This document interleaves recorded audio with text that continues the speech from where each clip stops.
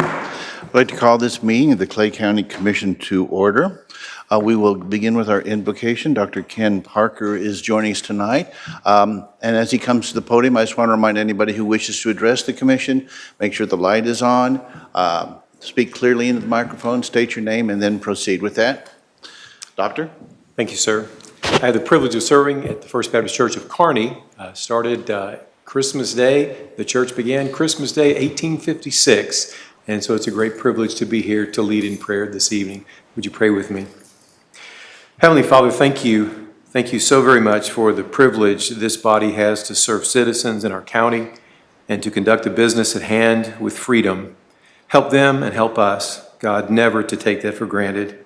Thank you for these leaders and their willingness to serve. God, we recognize as citizens that we're called to pray for those in authority over us, and we believe this is a high privilege. So each day, and certainly on this day, we ask that you grant each member of this commission great wisdom in carrying out the affairs at hand. Thank you for the commitment of each one to serve the greater good and to work together to make our region such a superb place to live. Certainly during the season of Thanksgiving, we ask that you give us the foresight to be thankful for all that we should be and the fortitude to work together to change the things that need to be changed, that our county might reflect the positive and godly values upon which our nation has been built and sustained through the years. And help us to avoid the things that don't demonstrate honor to you or to others. Help us to be civil in our tone and kind in our deportment. Again, thank you for these leaders. Help us, as the Apostle Paul's words reflect in Romans 12, to outdo one another in showing honor. And we ask these things in Jesus' name. Amen. Please join me in the pledge. I pledge allegiance to the flag of the United States of America and to the republic for which it stands, one nation, under God, indivisible, with liberty and justice for all. Thank you.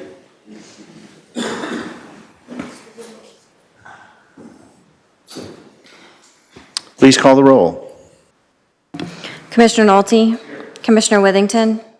Commissioner Lawson? Commissioner Wagner? Here. Commissioner Carpenter? Here. Commissioner Thompson? Here. Commissioner Johnson? Here.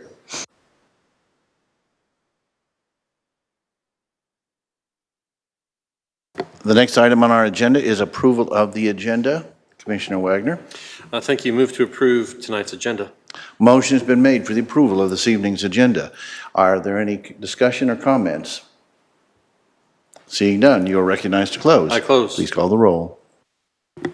Commissioner Wagner? Aye. Commissioner Withington? Yes. Commissioner Lawson? Yes. Commissioner Carpenter? Yes. Commissioner Thompson? Yes. Commissioner Johnson? Yes. Motion passes 6-0. Next item on our agenda is our public comments. Are there any members of the public wishing to comment this evening? If so, please come forward. Make sure the light is green and state your name and then proceed. Good evening, Commissioners. Will Aiken, Clay County Sheriff. I did not get dressed up for this event. What I wanted to do is let you know that today was our 52nd annual Awards for Valor event for the Metropolitan Chiefs and Sheriffs Association in the Kansas City metro area. We recognized 59 officers and deputies, law enforcement professionals in today's event, and 6 were from Clay County. 1 deputy got 2 awards. So I just wanted to let you know that they were recognized today, and it was quite the successful event. It was pretty amazing. You get to hear stories about heroic acts and how lives were saved. So we definitely have something to be proud of. I also want to share a story of something that happened to me a couple months ago. I was having a conversation with a lady, and we wanted to do a project together, and she asked me, well, do you have to run that by your boss? I looked at her and I kind of chuckled. I was, waiting for her to for a punchline, but I finally realized that she was serious. She thought I had a boss. And I said, my boss? And she goes, well, the county administrator. And I was like, oh, okay. So, it made me realize that how many states are out there that don't have sheriff's offices? And so I did a little bit of research, and the National Sheriff's Association has great frequently asked questions. And on that page, There are actually 3 states without sheriffs. I can't even fathom that, but that's Alaska, Connecticut, and Hawaii. And there are several counties throughout the United States that have appointed sheriffs. That was something else that really kind of threw me off. But the National Sheriff's Association has a definition, and I've kind of summarized this because I didn't want to read the whole thing. But I've noticed since then how many times we've referred to the Clay County Sheriff's Department when we talk about the Clay County Sheriff's Office in Clay County, especially in meetings like this. So there's a little bit of confusion as to what the difference is between a department and an office. And so the National Sheriff's Association has put something together real quick, something simple to read, and I'm just going to read this to you, and then I'll be done. So with that, Black's Law Dictionary defined the terms as follows: department, a major division of the executive branch of government, generally a branch of governmental administration. Office, a right and correspondent duty to exercise public trust as an office.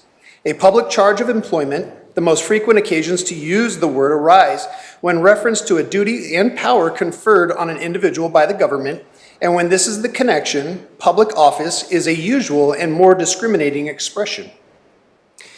In the constitutional sense, the term implies authority to exercise some portion of sovereign power either in making, executing, or administering the laws. The office of sheriff is not just a department of county government. The internal operation of the office of sheriff is sole responsibility of the elected sheriff. County department heads are subordinates to county governing body. The office of sheriff is a statutory constitutional office having exclusive powers and authority under state law and state constitution, and in our case, perhaps soon the county constitution. These inherent powers are not subject to the orders of a local county governing body.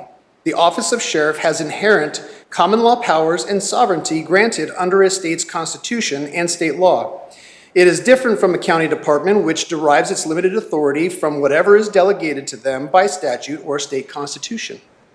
The use of sheriff's department simply implies being a subordinate unit of county government.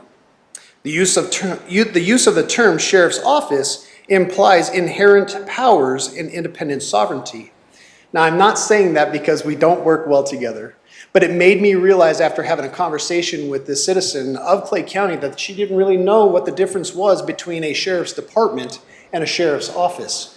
And so we had a little bit of discussion about it, and she understands now. But then since then, I really do. I hear sheriff's department being mentioned in this room and really during conversations where everywhere else.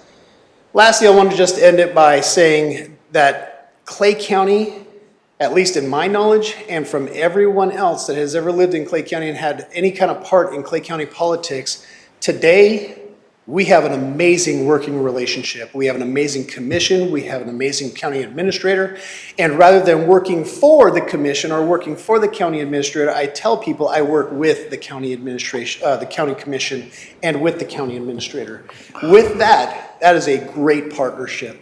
So just a quick history lesson, maybe constitutional lesson about the differences between department and office.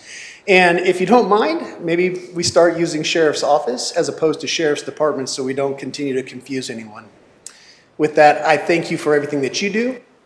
I thank the county administrator for everything she does, and I look forward to continue having a great working relationship together. Thank you. Are there any other citizens wishing to come forward and to address the commission? Seeing none, that moves us to our consent agenda. Administrator? The consent agenda allows the commission to act upon items considered to be routine and approved in one motion. These may include items that have been reviewed by the commission in a prior session. There will be no separate discussion unless a commissioner requests that an item be removed from the consent agenda and considered separately. There are 2 items on the consent agenda this evening. The first item is approval of the commission meeting minutes from November 2nd, and Resolution 2023-350 is approving the invoice payments from November 4th through November 9th. There are 404 invoices for a total amount of $681,076.41. Very well. Commissioner Wagner. Thank you. Move to approve tonight's consent agenda. Motion has been moved for the approval of this evening's consent agenda. Is there any discussion? Seeing none, you are recognized to close. I close. Please call the roll. Commissioner Wagner. Aye. Commissioner Withington. Yes. Commissioner Lawson. Yes. Commissioner Carpenter. Yes. Commissioner Thompson. Yes. Commissioner Johnson. Yes. Motion passes 6-0. That brings us to our regular agenda. The first item on that agenda is 2023-351. Administrator. Resolution 2023-351 is a consideration of paying invoice payments from November 4th through November 9th for the County Prosecutor's Office. There are a total of 3 invoices totaling $356.35. Commissioner Wagner. Thank you. Move to approve 2023-351. Motion's been made for the approval of 2023-351. Is there any discussion? Seeing none, you are recognized to close. I close. Please call the roll. Commissioner Wagner. Aye. Commissioner Withington. Yes. Commissioner Lawson. Yes. Commissioner Carpenter. Yes. Commissioner Thompson. I recuse myself. Commissioner Johnson. Yes. Motion passes 5 in favor, 1 recusal. Next item is 2023-355. Administrator. Resolution 2023-355 is the approval of a cooperative agreement and invoices for payments with ServPro, and Administrative Services Officer Jacobs is here to provide information. Please proceed. Good evening, Dieta Jacobs, Administrative Services Officer. I am here to request that the Commission consider approving the addendum to the cooperative agreement with ServPro that we work with them through a cooperative agreement on BuyBoard. This is just to solidify the interaction between us and ServPro and make it unique to the Clay County administrative needs. This is an addition to the contract that will allow us to continue to use it on an as-need basis, and it just provides additional individual, I don't know what's up with me tonight. It adds additional requirements such as the anti-discrimination against Israel clause that is required by the state of Missouri. It also adds information that the county needs for insurance so that it's unique to our needs. And then in addition to that, we're also asking that the Commission approve the expenditure of $34,000 from the Record Preservation Fund to pay for the cleaning of the books from the Recorder of Deeds office. Very good. Are there any questions or comments? Commissioner Lawson? The only question I have, so what was used from the preservation fund was only to take care of the actual documents? Yes, ma'am. Right? Okay. Yes, ma'am. Okay, all right. Commissioner Wagner? Thank you. Move to approve 2023-355. Motion's been made for the approval of 2023-355. Is there any further discussion? Seeing none, you are recognized to close. I close. Please call the roll. Commissioner Wagner. Aye. Commissioner Withington. Yes. Commissioner Lawson. Yes. Commissioner Carpenter. Yes. Commissioner Thompson. Yes. Commissioner Johnson. Yes. Motion passes 6-0. Thank you. Next item on the agenda is 2023-354. Administrator? Resolution 2023-354 is consideration of approval of the Clay County Paid Parental Leave Policy. This was discussed last week at the Commission meeting, and I'd introduce Human Resources Director Callahan that will give an overview. Please proceed. Good evening, Commissioners. Kim Callahan, HR Director. Let's see here.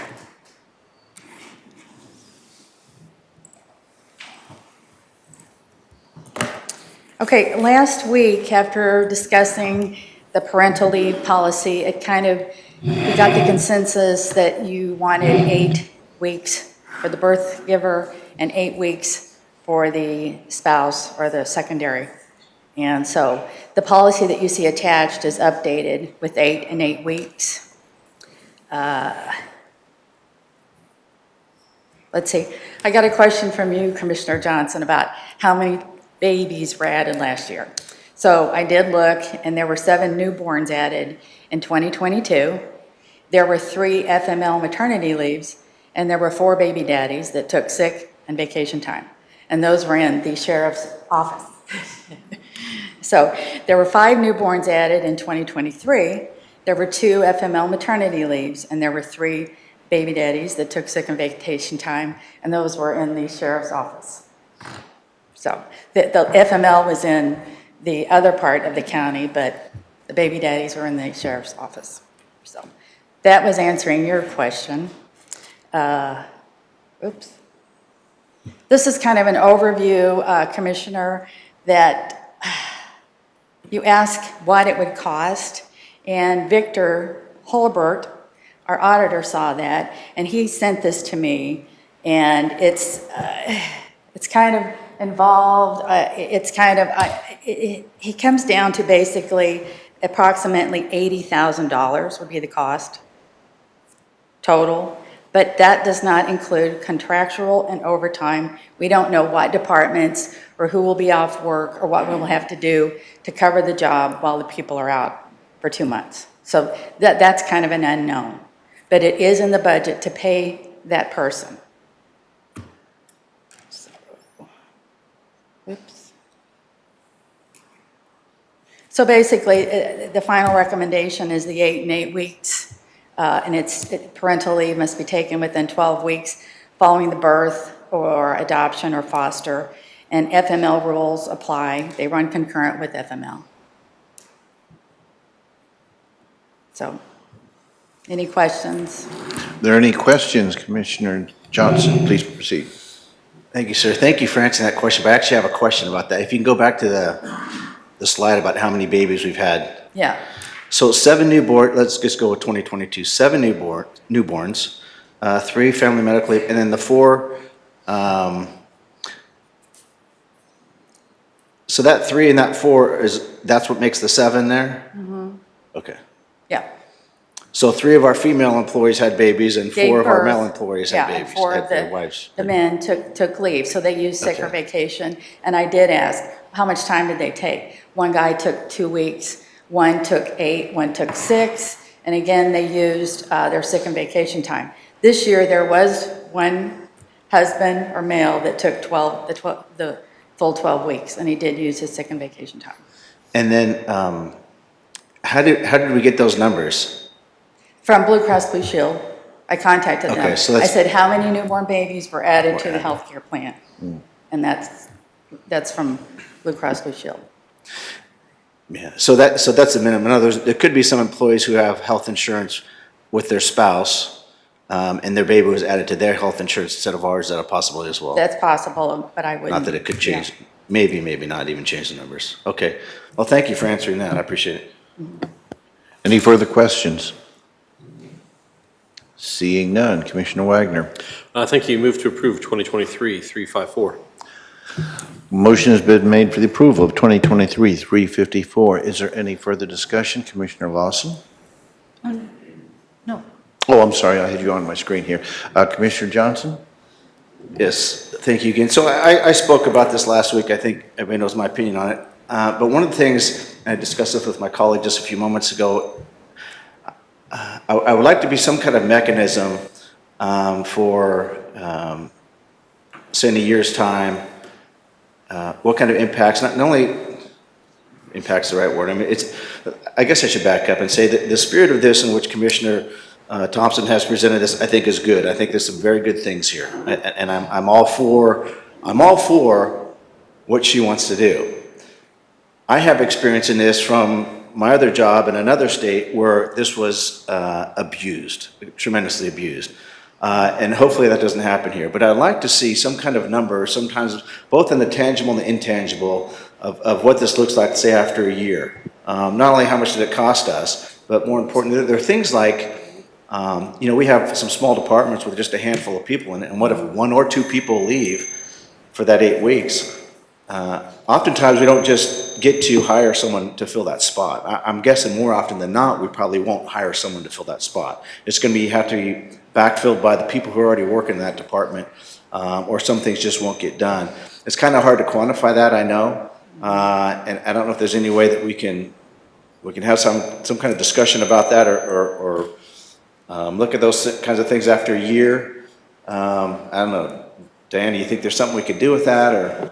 We certainly could provide a report at the end of next year to talk about the benefit that has been put in place, not only from the fiscal impact, but we can also, you know, as you said, when we have smaller departments, now we're really talking about, you know, sort of loss of man hours and what does that look like and how did they compensate that, and or were projects put off, and we can work with our departments to come up with some information to look at, you know, overall impact and benefit. Because let's face it, if we can't just do without those employees.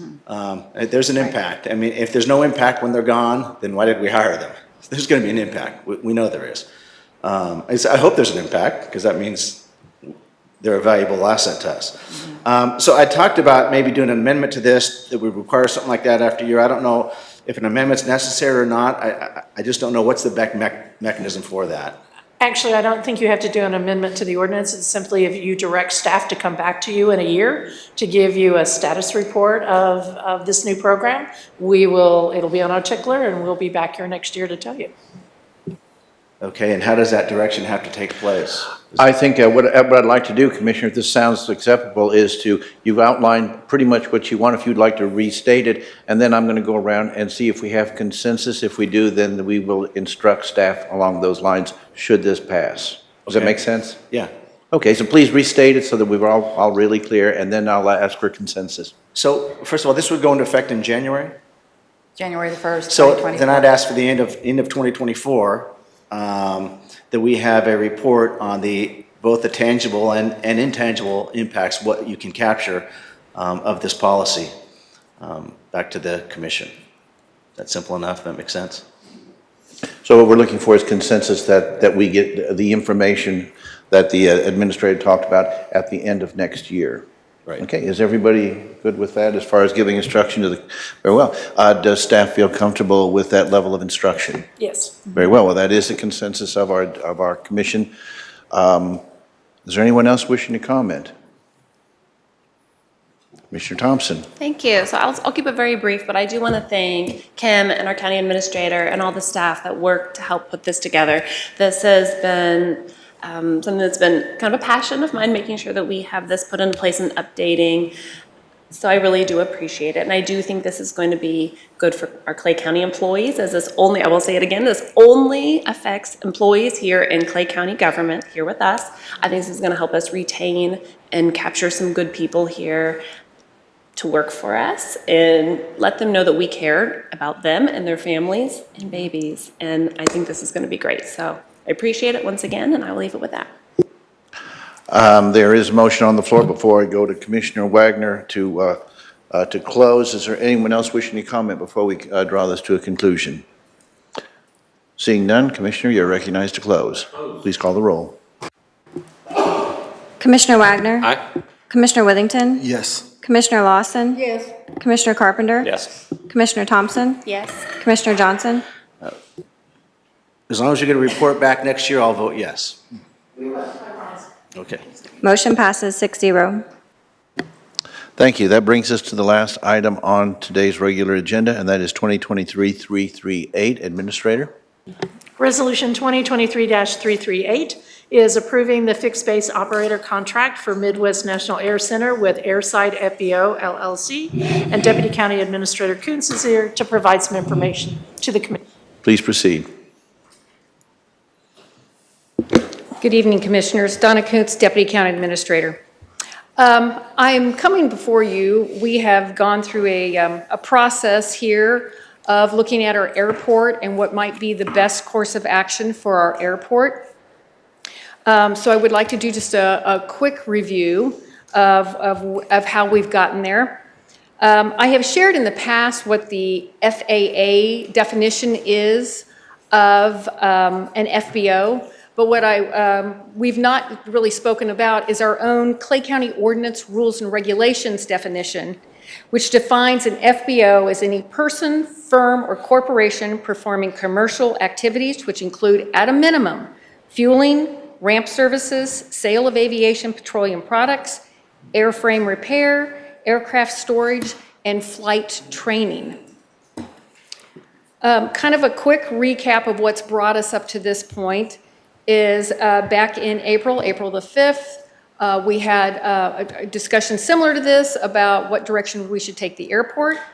After that discussion, it was decided that we would consider going out for an RFP for FBO services. That RFP went out on April the 5th, and it closed on July the 7th. In August, the evaluation committee formally met with one of our, in fact, an outside person. We had Ron Acapul, the MARC Director for Transportation and Environment, that also served and helped us review those applications that we received from 2 respondents. Then in September, on the 5th and on the 12th, respectively, on each of those occasions, we had the 2 respondents come in and give us oral presentations and tell us more in depth about their company. We then came back on October the 19th and again kind of overviewed the process and decided and asked the commission like what direction. And at that time, we were asked to move forward with investigating further one of the respondents. I provided a little bit of an overview chart here, comparison between the vendor that we'd like to recommend and the other respondent that responded to us. I won't read everything, but the chart definitely basically describes years of service, information they gave us in their proposals as to hours of operation. We ran some quick numbers to give you an example of what kind of funding we might receive. Both respondents offered us 20 cents per gallon for fuel flowage fees. And we took these numbers to give you an example from 2022, so we had a full year for you to look at. So our fuel sales for 2022 was in 349.24 gallons.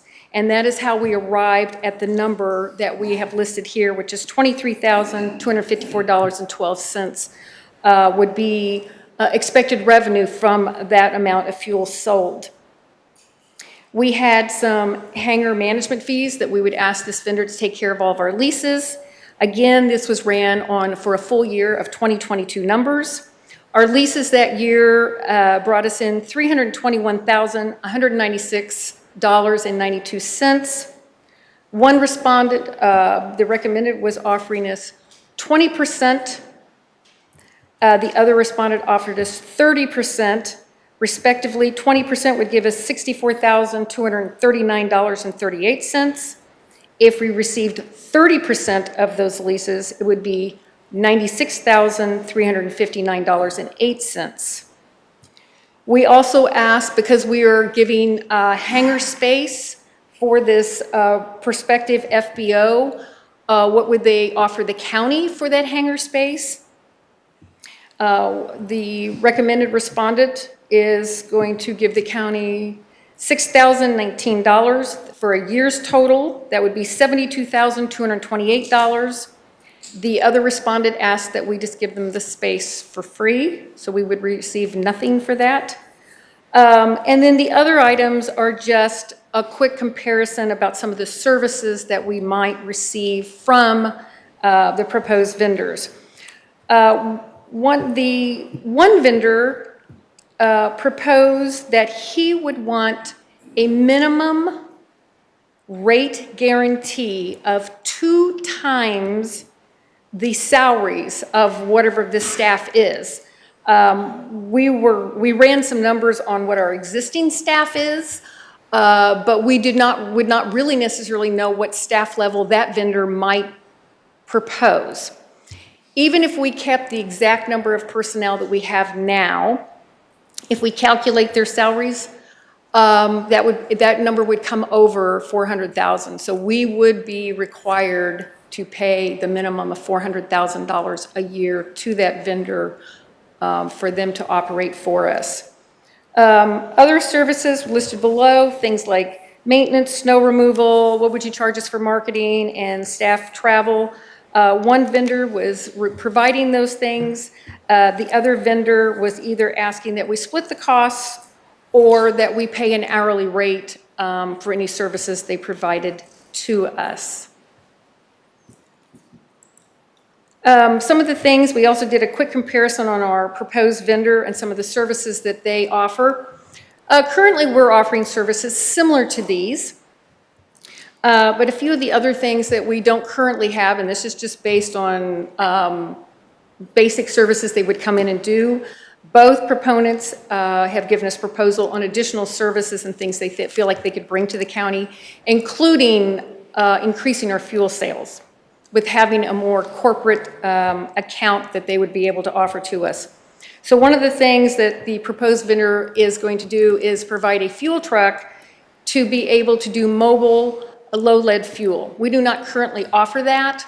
If you have a smaller plane and you want to fuel, you have to then either come to our pumps or we have to tug your plane up to the pumps. So this is already right off the bat an additional service that we are not currently being able to offer. We also do not do any kind of service to any of the planes. We don't wash them, we don't repair them, and this is another service that this vendor has offered to bring to us. So we have a recommendation for Airside, which will operate as Apex Executive Services. And I am happy to answer any additional questions that anyone may have. Commissioner Lawson. The only question I had, Donna, was if we do need repair to a plane, can he get that for us? That is one of the things that they have proposed, that they would like to bring mechanic services to our airport. We do not offer anything like that currently. I know we don't. That's one of the concerns. Okay. So they will offer that service? It is in their proposal that they would Okay, like to great. bring up a service, a company to do that. Great, thank you. Any further questions? Commissioner Wagner. Move to approve 2023-338. Motion has been made for the approval of 2023-338. Is there any further discussion? Seeing none, you are recognized to close. I close. Please call the roll. Commissioner Wagner. Aye. Commissioner Withington. Yes. Commissioner Lawson. Yes. Commissioner Carpenter. Yes. Commissioner Thompson. Yes. Commissioner Johnson. Yes. Motion passes 6-0. Thank you. That concludes our regular agenda. Next on the agenda are discussion items. The first item for discussion is presentation of the 2024 proposed budget, and that would be by the administrator. Please proceed. Thank you, Commissioners. It's that exciting time of year where tonight we're going to kick off the 2024 budget process. Don't be alarmed, I only have 9,765 slides to go through tonight, so I'm just kidding, it's not that long, because tonight is really just an overview of the 2024 proposed budget. You found at your seats this evening the budget book for 2024, and so my goal this evening is simply to give you a high-level overview and then also talk about the budget schedule going forward. So that's not going to work, so we'll go it the old-fashioned way. So for the agenda this evening is I want to talk very high level about some of the economic environment that certainly has an impact as we prepare the proposed budget for you. We'll also talk about our key considerations in putting the budget together. What are those principles that we've used? Give you a budget overview, some budget highlights by focus area, and then talk about the budget calendar and the work going forward on the 2024 budget. On this particular slide, you'll see, what is some of the changing economic environment that we look at when we put the budget together. And so there are a number of different items up here. I'm not going to go into great detail because we will talk about each of these when we go really more into the general fund budget workshop. But I think there are certainly some things on here that have a positive impact when we're looking at the county's 2024 budget. We are a growing county. We continue to see residential growth, commercial development, and so that is very positive when it comes to looking at the budget for 2024. Our investment income is up. As we all know, interest rates are up. So that has a good side and a bad side. From an investment standpoint and a revenue stream, that's a positive. But we also know our residents, our employees, and the county in our operational costs see an impact on interest rates going up and a cost of doing business. Inflation is something that we take a look at. Compared to last year, inflation is much lower than what it was. Last year, we were looking about 8%. Right now, we're looking about a 3.2% inflation. But it does have an impact as we try to forecast what's going to happen with our revenue streams next year. Consumer confidence is very important to us that we keep an eye on. How do the consumers feel about their comfort level in things going forward and how they're going to spend their money? And do they feel confident in it that they're willing to buy a car or large appliances? Because that comes into play into the next box, which is sales and use tax, very volatile.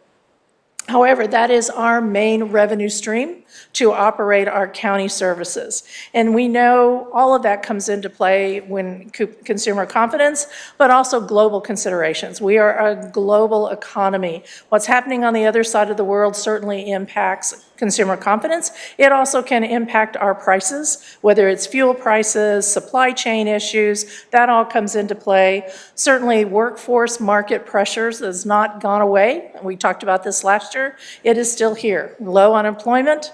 We have turnover rates. We have vacancies. This is not new. It's in every category of business across the country, and we certainly see it in our organization and all our departments when it comes to challenges about recruiting and retaining employees. So we look at all of those things in the economic environment and that we're in and try to predict in a crystal ball what we think is going to happen next year. It has a play in our revenue projections. We also then looked at what were our guiding principles to put the budget together. And so we utilized the county's recently adopted strategic plan. There are 5 focus areas that were identified by the commission that in those areas, it's our goal to be successful in each of those 5 areas because that's how we will accomplish our vision and our mission. So we aligned our resources per those focus areas. We also took into consideration the specific goals that the commission had identified in the strategic plan in your 3 to 5 years. And so you'll see some of those being recommended to be in the 2024 budget. This is an organizational chart of the county. This is the entire county. I have to make sure that I only put sheriffs. I didn't, and I apologize to the sheriff. I have 30 years of comparing everybody to a department, so I will, if I do that, just throw something at me. But this is our organizational chart, and we have a total proposed next year of 541 full-time employees across the organization. There are 226 full-time employees in the Sheriff's Department. So 42% of our full-time employees fall within, Sheriff's Office. See, I told you. It just rolls off my tongue. Sheriff's Office. We have 42% of our full-time employees are in the Sheriff's Office. Well, you can't talk about budget if you don't talk about numbers. So we're going to dive into some numbers for the remaining of the evening. And so what I'm showing you is the proposed budget for 2024, but also showing you the actual adopted budget in 2022 and 2023. So I'm going to start in the right-hand column on the 2024 proposed budget. And we're going to go down to the bottom, which is the total. So the authorized budget being proposed is $161.8 million. Now, one of the things that this chart reflects is we have some one-time money in there that kind of skews it, right, when you're trying to do comparison and look at history. And so we said, okay, the bond money is a little over $1 million that's in the '24 budget, and ARPA funding and ERP, that's the emergency rental program, still some funding that's factored in there, 17.9. So we kind of take that out of it, right? That's one-time money that's really, we're very grateful for it. It's doing a lot of great things across the county, but really we're setting that aside. So when you take those dollars away from the authorized amount, you get a budget of $142.8 million. And if you compare that to the same number in 2023, what our budget goes up is 5%. And really, with inflation and what we're seeing, about 3.4%, and the things that you will see in the proposed budget, I want to commend the department heads, the office holders, for really trying to do their due diligence and minimizing and accomplishing what we need to accomplish and only raising the budget 5%.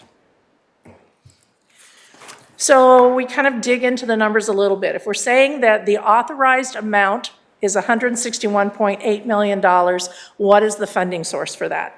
And so we have here a pie chart that breaks it down by different categories of funding sources. And the largest one on this chart is the brown, which is, or red, depending on what you're looking at, is reserves at 33%.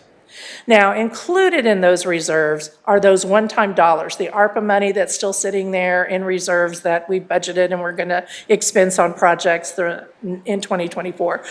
So it kind of skews the numbers a little bit. Sales tax is really the largest operating revenue that we have. And that under this scenario, at 161.8, 32% of our revenue comes from sales tax. You'll also see that fees, fines, licenses, and licenses is 11%. Property tax is 4%. And then we have transfers. And we'll talk a little bit more about transfers, but that is transfer coming out of one fund and going into another fund. And so those are the revenue sources that generate the $161.8 million for the budget. But sales tax is the largest one, and so we want to dive into sales tax. So we have basically three types of sales tax. And so the chart on the right talks about the three different types of sales tax. So we have a use tax, which is really internet sales tax. That rate is 0.78%. And we're estimating that to be $10.2 million next year. We utilize our use tax for capital in our capital funds. We also have a specific sales tax for law enforcement. It is a 1/8 cent sales tax that goes directly into the law enforcement fund. That is approximately $5.8 million. And then we have a general sales tax. And we actually have two general sales tax that total 0.75%. And that revenue in general sales tax is estimated to be $35 million. So the total sales tax for next year is projected a little over $51 million. Now, these numbers that I'm showing you, and you might recall from this year's budget process, we also set aside a percentage of our sales tax to go into the TIF fund. So TIF is not taken out of these numbers yet. These are really the basic core numbers. These are not the net numbers by category. The chart on the right kind of tries to break down for you the general sales tax. So we've talked about use tax goes into capital funds. The law enforcement fund sales tax goes into law enforcement funds specifically by statute. General sales tax, the $35 million, has flexibility. And so what you're seeing in the chart on the left is the specific allocation of that sales tax. So of the $35 million in general sales tax, 59% of it would go to the general fund. And just, so you don't have to do your math, that's a little over $20 million. The law enforcement fund will get a direct allocation of that sales tax of 26% of it. Then you see 7% of that goes into the TIF fund. We have 7% that goes to road and bridge. We have a small 1% that goes into parks. And we have less than a 1% goes into a category called law enforcement capital reserve. So that's kind of how the sales tax breaks down. We like to show it in lots of different ways. So again, the chart on the left shows it in a sort of a total perspective of that $51 million. So how does the sales and use tax be allocated directly allocated. So 40.5% of it would go to the general fund, 28.2% of it goes into the law enforcement fund. You see our capital funds, the use capital general, the use capital for highway and bridge. We have the use capital for park. We have road and bridge. We also have the TIF fund at 7%. And then we have the park fund and the law enforcement cap reserve fund. But as I said, the general fund, while it may get 40.5% of it, going into the general fund of $20 million. When we get into the general fund budget, you will also see in the general fund budget is an expenditure to transfer some of that sales tax to other funds to help them with their operating budgets. So the chart on the right shows you really where does the sales tax end up when we're all said and done, either by the direct allocation or by transfers coming out of the general fund. So you'll see the general fund going from 40.5% of the 51 million actually now goes to 18.7. So about $9 million of the general sales tax stays in the general fund for general fund operations. Law enforcement fund gets a total of 48.1% of the 51 million. And then you see the other funds across law enforcement because the general fund transfers to law enforcement. The general fund will also transfer to the 911 fund. So I'm going to take just a little break here and talk a little bit about the 911 fund. So we're very appreciative of the voters approving and supporting the 911 device fee. However, that will go into effect in April 1st of 2024. It's collected by vendors. The vendors send it to the state of Missouri. The state of Missouri then sends it to the county. So the county really won't see any funding coming in until June of 2024, so halfway through the year. We also anticipate, while everyone has best intentions, we would probably expect there might be some providers for the device services that may not get it right in place on April 1 bills. So we think really it's going to be the fourth quarter before we really realize how much will we be receiving and what does that look like. But we have an obligation to make sure that we have funds allocated to pay for and take care of our 911 services. So we are proposing in our budget, as needed, as money is needed to operate 911 until the 911 device fee comes in, general fund will be sending sales tax over to make sure that we can continue those operations. So I just wanted to clarify that's why the 911 fund is here showing sales tax and the transfer. Property tax is another one of our major revenues. So you'll see here that we are budgeting $6.7 million in property tax. The pie chart on the left shows you the allocation of those funds. So the road and bridge funds has its own mill levy, and so 70% of the property tax will go directly into the road and bridge fund. The general fund has a small mill levy, and so 24% of the property tax will go to the general fund. Now, parks, we actually do not have a mill levy. It is at zero at this point in time. We have one, we just do not have a mill levy established for the parks. But the parks does receive a small amount of property tax from the surtax that is collected. So you see the pie chart and the distribution of the 6.7 million. And so we try to some people are visual and like to see pie charts, some like to see numbers. So on the right-hand side, you'll see the chart there that we talk about what the mill levy is, which the commission approved several months ago, and what that proposed revenue will generate. So the general fund mill levy is 0.025 mils. That will generate approximately $1.6 million into the general fund. Road and Bridge has 0.0657 mils, and so that will generate $4.7 million going directly into the Road and Bridge fund. And then, as I said, the Park Fund currently gets a small amount from the surtax. I did, for informational purposes, put down below the other agencies that mill levies are set and what those revenues will generate for those particular agencies that go to those agencies and are not really part of our budget, but the commission does approve those mill levies. So we've talked about revenues. Now we'll talk about, expenditures and how we aligned the expenditures with the strategic plan and the goals of the commission. So if we look at the expenditures of $142.8 million, you see that 42% of that is in personnel costs. 33% is in contractual, 6 is in commodities, 9% is in capital, and 10% is in transfer, where we transfer from one fund to another fund. But we haven't really got to the operating budget. And so the commission may remember this chart from last year because we want to kind of walk through how do we really get to what the operating budget is for the county.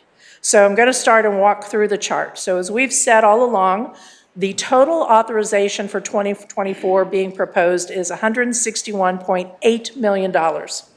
We've set aside our ARPA money and our bond proceeds, those one-time dollars, which gets us to $142.8 million. But also included in that is the transfers. And so when you think about it, and this is an accounting function, and so we deduct it because it's really a double entry of an expense. So when the general fund transfers money to law enforcement, out of the general fund, it shows up as an expense. Goes into the law enforcement fund and shows up as a revenue, but then the law enforcement fund turns around and spends those dollars. Well, we'd all like to spend dollars twice, but you can't do that. And so really when we're trying to get to how much is really the county's budget, you do remove less the transfers for the double entry. So now we're down to $129.1 million. Included in our expenditures are line items called reserves or called rainy day fund or contingency. So in essence, our fund balance. So we show those numbers in there as an expenditure. So they're included in the authorization. And so right now, what is in there for reserves is countywide $9.2 million. So while we show it as an expenditure, we certainly don't want to expend those money, and that's not part of our operating budget. So when you take the 129 and you remove what we have budgeted as an expense for our reserves, the operating budget for the county is $119.9 million.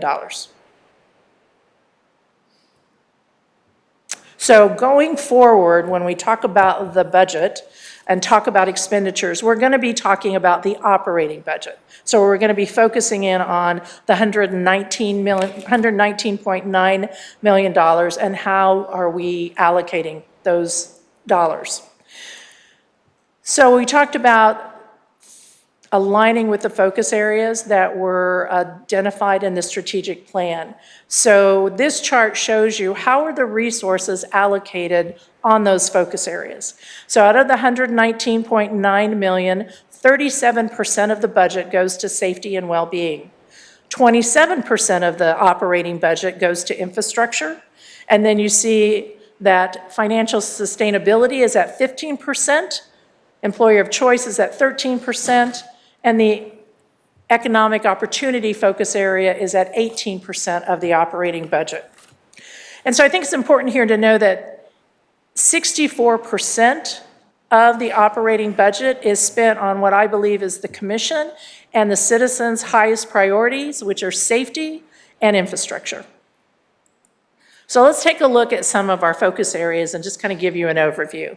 So out of safety and well-being, out of that $119.9 million, a little over $45 million is in the safety and well-being focus area. Now the chart on the left shows you those offices, and I have it right, offices and functions that we believe basically constitute safety and well-being.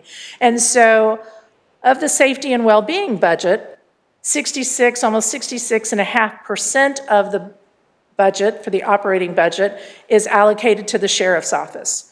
We have 11.3% is allocated to juvenile justice, 9.3% is to the prosecutor, and then we have our other departments there in smaller percentages, such as the public administrator, the medical examiner, the 911 fund, the domestic violence and court, and the opioid fund. So that is the services that are in our safety and well-being focus.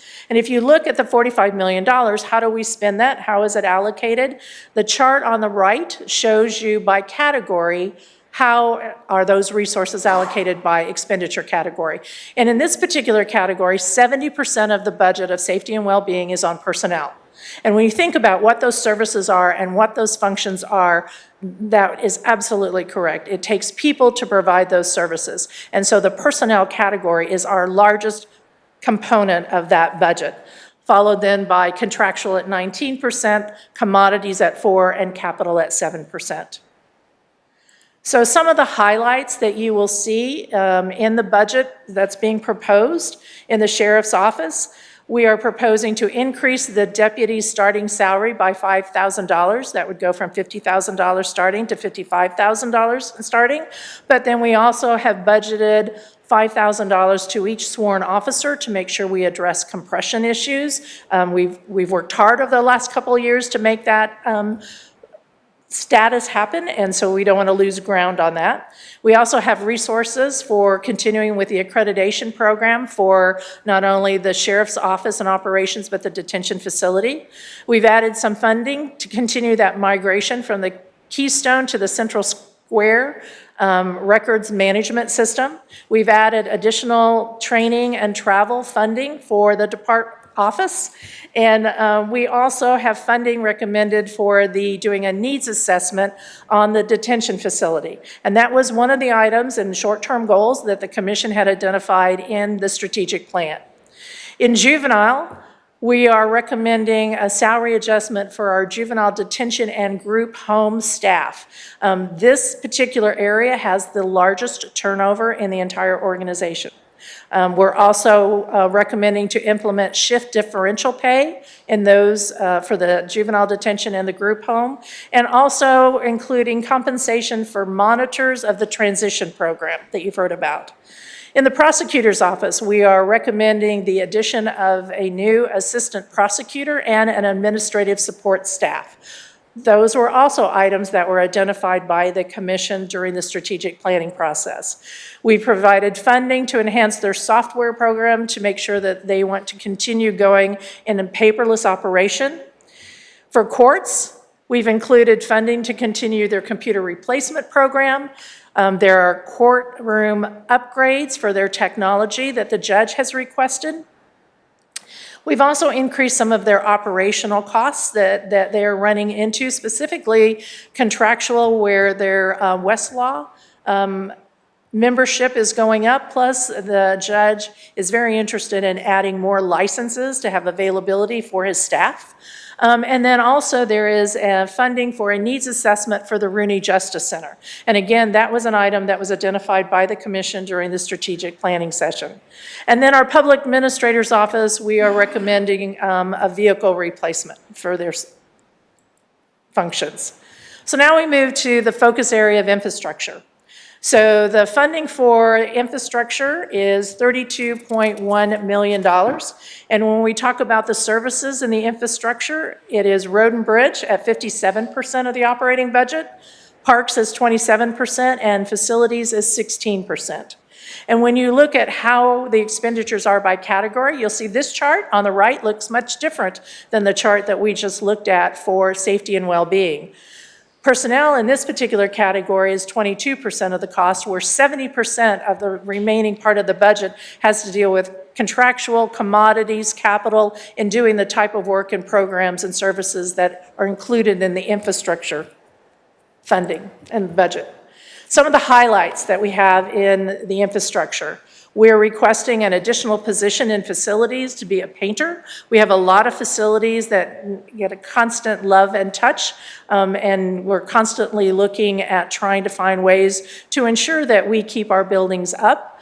And so painting, right now our crews are doing it, but we are pulling off staff that have higher skill levels, that are working on our electrical needs and our HVAC needs, and so we're recommending that a painter position be added. We have done centralized countywide on our copier lease fees and copier costs and postage. In the past, that has been within every department, or it was in the auditor's budget, and so we have reallocated and centralized that into the facilities budget. We're proposing a new program, power washing some of our buildings and getting that on a routine structure. Not only does it help with our exterior maintenance of our buildings, it also allows us to be a good neighbor and keep our properties up. We have security upgrades planned for children's justice. We have HVAC replacements at our group homes. The boiler and hot water heater is scheduled for replacement here in administration. And as we talked about, we have needs assessment, which are facilities for both Rooney Justice and the detention facility.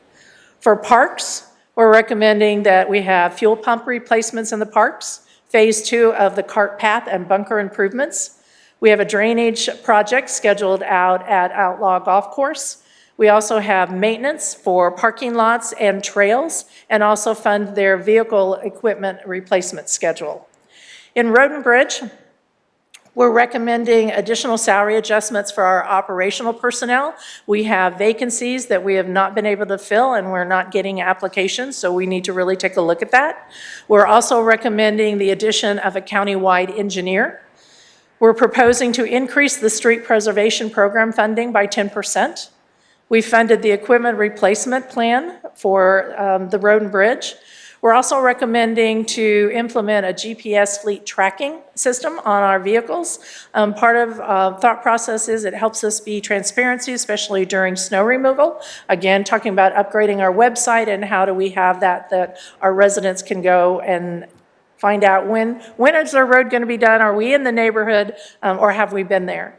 We also have funding for the replacement of the Stockdale Bridge and funding to design Old 210 Bridge.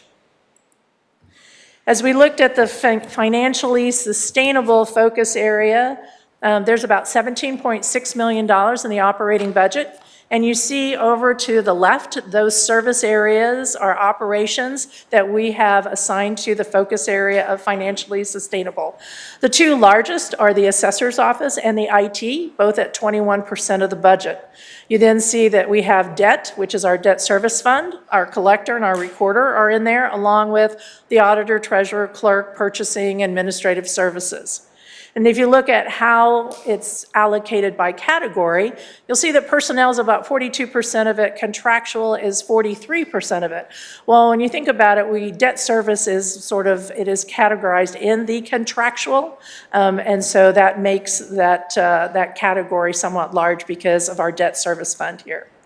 Some of the highlights under the financially sustainable that we're proposing is adding scanning software for the auditor's office.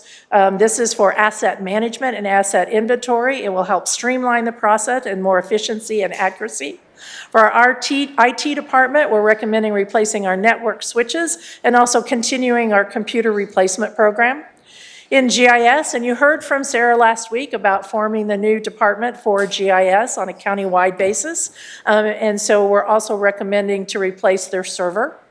In the collector's office, we've added some additional resources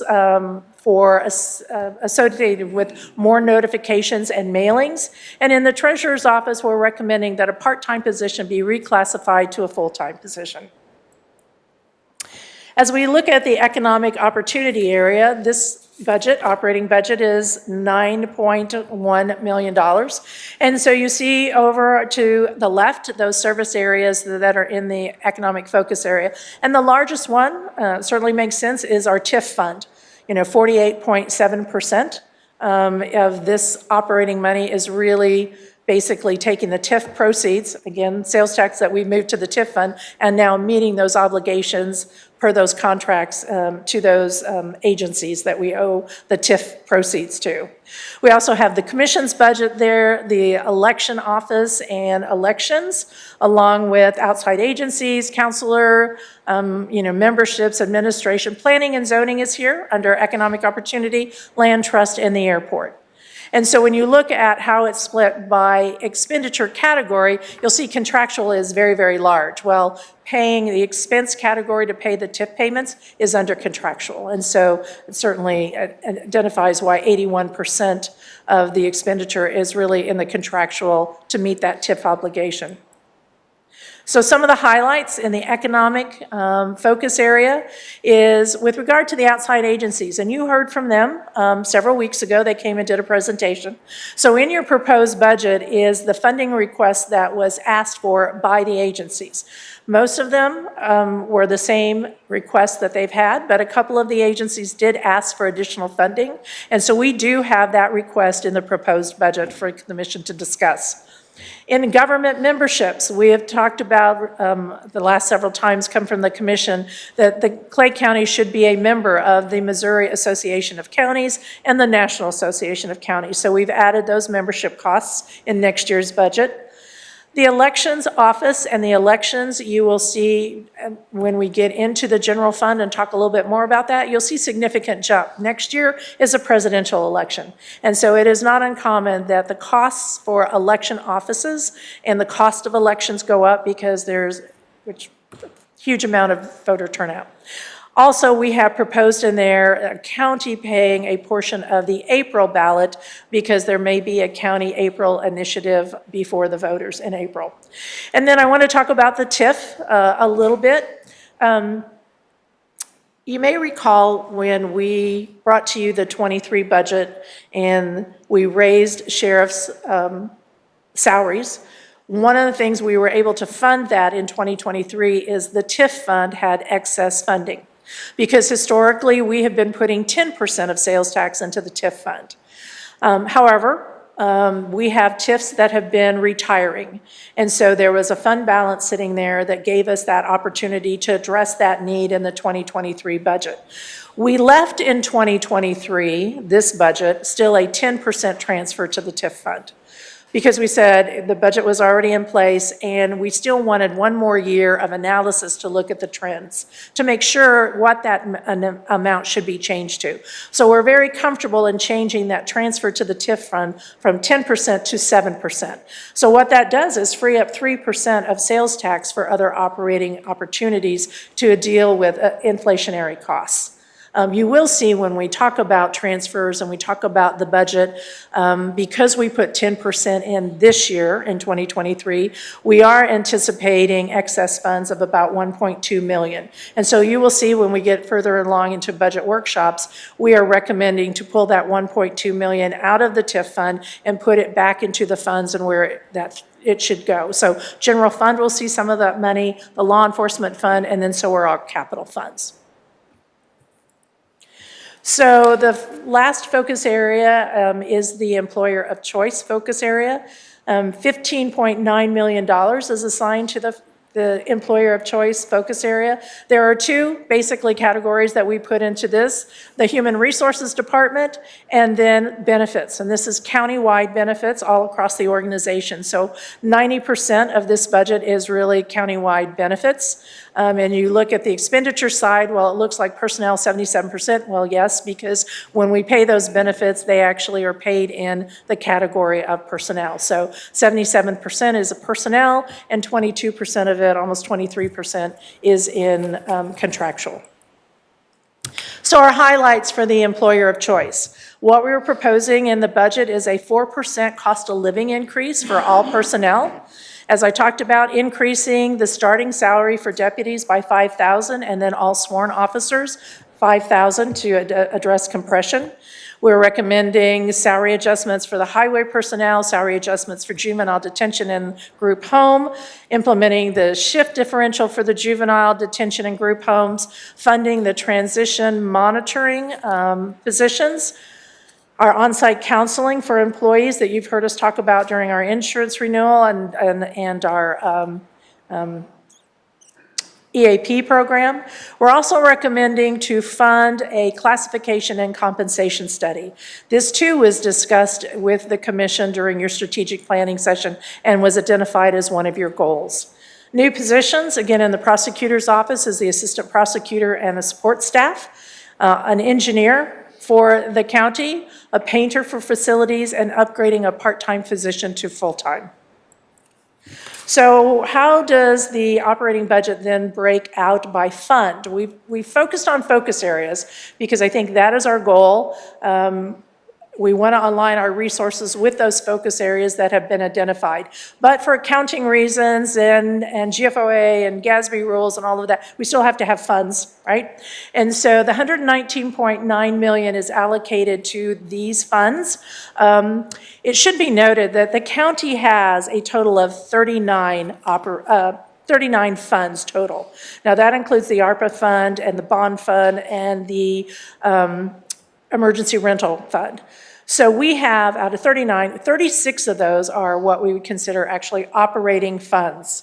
And so what you see here in this pie chart is there are 11 different departments identified, general fund being 28%, law enforcement being 24%, highway is 11%, and you can go all around. And then we have one at the top that's called miscellaneous fund at 5%. That miscellaneous fund represents 25 other small funds that combine together are 5% of the operating budget. Those funds can run anywhere from $150 is their budget to $1.6 million. So those are our smaller funds, because they all wouldn't fit on the pie chart. We wouldn't be able to read them. But there are a total of 36 operating budgets. And so again, you can see our major operating funds we've certainly identified here on the pie chart on where the operating budget goes. And so while we've talked about the funds and we've talked about focus areas, when you look at the operating budget, again, by category overall, out of the $119.9 million of operating, 50% of it is spent on personnel. And again, we're in the people business. 32% is on contractual, 8% is in commodities, and 10% is in capital. You don't make decisions, it's not recommended to make budget decisions in a vacuum and only look at 1 year, nor is it because you need to look with the request, we may have the money this year, but you need to look the horizon for the remainder of the year, for the next year, for the following year. And so we wanted to provide to you, this is all countywide, so this is all funds. What we're showing to you here are revenues, expenditures, and fund balance. The first couple of charts on the chart are the actuals for 2020, 21, and 22. And so if you look at those, just those three, you'll see historically, other than 2022 actuals, that our expenditures exceeded our revenues in 2020 and in 2021.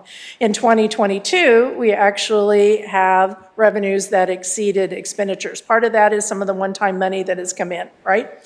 2023 is the next bar chart if you want to look at that, and those are estimates. Those are how we think we're going to end this year.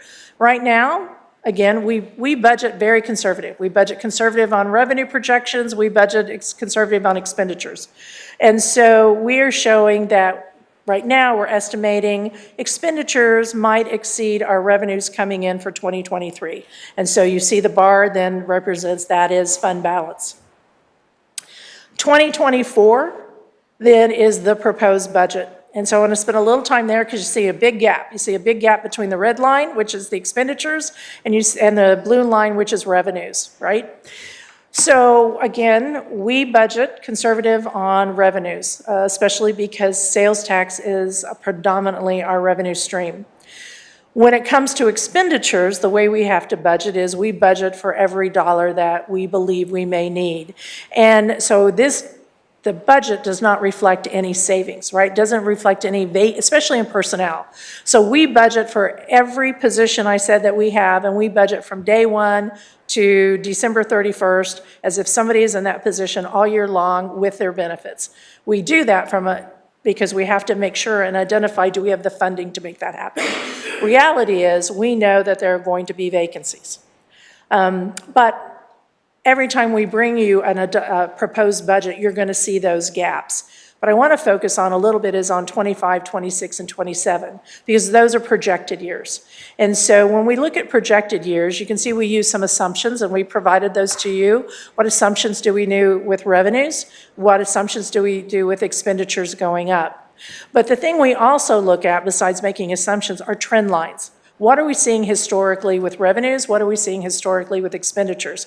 And what we have found is, historically, from expenditures, we spend about 82% of our expenditures in actual, right?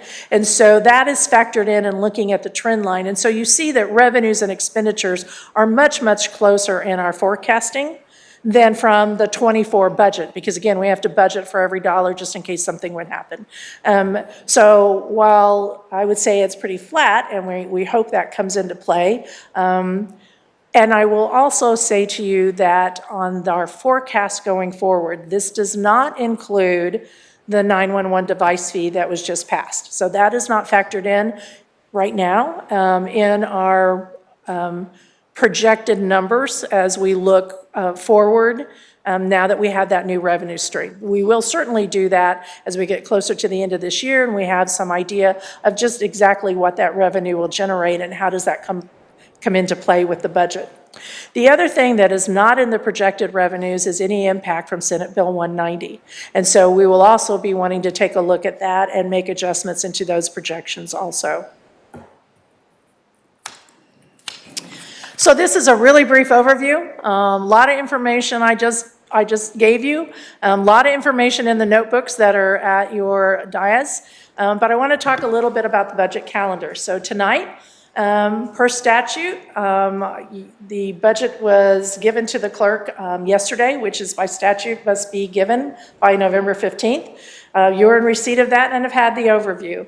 We have scheduled budget workshops where we will do a deeper dive into these major funds, looking at revenues, looking at expenditures, looking at forecasts and challenges and opportunities in each of those funds. So the first budget meeting is Wednesday, November 29th at 9:30 here in the chambers, and it will be focused on the general fund. December 6th will be the second budget workshop that will happen at 9:30 here in the chambers. That will focus on the law enforcement fund and the park fund. December 13th is the assessor's office, road and bridge, and the 5-year CIP. December 20th, we have it on hold and reserved and as a placeholder if needed. We have it scheduled on your regular December 21st meeting for a recap for whatever changes and information that the commission wants to do, that we will recalibrate whatever that needs to be and present that again at the December 21st meeting and commission can have discussion. And then we have it scheduled for January the 4th for a public hearing and adoption. By state statute, the budget must be adopted by this commission by January 10th. And with that, that's a lot of information, but I certainly would stand for any questions.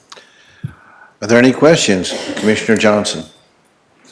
Thank you, sir. Yes, first of all, thank you for this tremendous presentation. I thought it was great. I love everything that I heard. I think this looks good. Obviously, the devil's in the details once we delve into those a little more, but so far what I've seen you put together, the whole team put together is great. I really appreciate that. Two things. One, I wonder if you could speak a little bit more about our reserves. I think there's a slide early on. I think it showed 33%, I think, reserves that we're using or something like that. We're dipping into 33% of our reserves or something like that. Yeah. I wonder if you could talk a little bit more about what are reserves, how much are in reserves, what does that mean, how much of reserves are we tapping into? Just a little bit more explanation on the reserves thing. That's the one. Right. Right. So reserves are really going to be, we call it many things, right? We call it carryover. By statute, state statute, the county is required to have in the general fund a 3% reserve contingency. And then we have rainy day on top of that. One of the things that we talked about last year, and I think deserves some discussion by the commission, is what is your goal for reserves that we shouldn't tap into? It's not uncommon for entities to utilize, carryover money reserves for one-time projects, right? But it's very difficult if you want to continue your operating budget with the hope that you're going to have money from last year to balance your operating budget of this year. But the other challenge is, and that's what I tried to get to the forecasting, where you have, expenditures for '24 way over revenues, because again, we budget for every dollar, but the reality is we do not spend every dollar that's budgeted because we have vacancies in positions, because projects come in under budget. There are things and so that's basically falls then into carryover fund balance and can be, so we sort of use that same money over and over on paper to make the budget balance, but we don't usually end up tapping into that. But when we do budget for expenditures, going back to the $161 million, included in those expenditures we expense the reserves. And so we don't treat them as an expense, but it's a way of accounting for them, right? Okay. You know, so I would say, you know, when we have in '24, if I add up all the reserves that we expense, but we say we don't want to spend, you know, is a little over, I want to say $9 million. And so that's 8% in reserves across all funds for operating. Now, some funds have flexibility with their reserves that could help out other funds, and other funds, you can't use their reserves to help out other funds. You know, I think what the commission needs to decide, and we need to have discussion about, is what is the target for fund balance? And, you know, for the public that's listening, fund balance is, it's your reserves, right? It's what do you have in your savings account in case, you know, a disaster hits, and you have to put a new roof on your house. And there's a state mandate for that right now, right? Pardon me? There's a state mandate, or a minimum, I should say. There's a of minimum that the state 3%? establishes that's 3% for the general fund. And we're which we above said. that. We are. We're you know, the general fund is above that, right. Because we have that in contingency. When you go through it, you'll see that's a contingency, which means that is the 3% state. So that's kind of definitely off there. And then we have the rainy day. What would be a more comfortable number? You know, it depends on what your goal is. I would say, you know, I would love to see the county above 10%.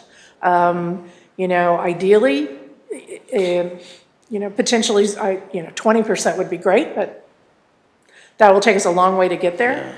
But it does give me a comfort level when you have that. If we have, we have been fortunate the last couple of years with ARPA. Right? So some things have been done. I get a lot of requests from departments and offices about, you know, I got problems in my budget.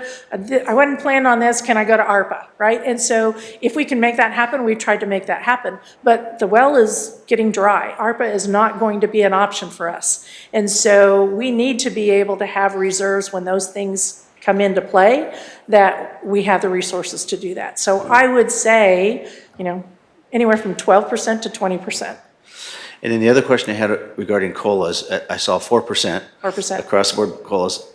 One, is that's based off the usual formula that you use for that? Yeah, you know, I really kind of go with CPI. What is the CPI? Right now it's about 3.2%. It's kind of come down a little bit. The other thing is I survey other cities and counties and what are they doing for salaries, and pretty much, and read, you know, what has the private sector done? And so we've read articles. And so most of the information I saw, 4%. And do you know roughly, just roughly off the top of your head, what a 1% pay raise across the board would cost us?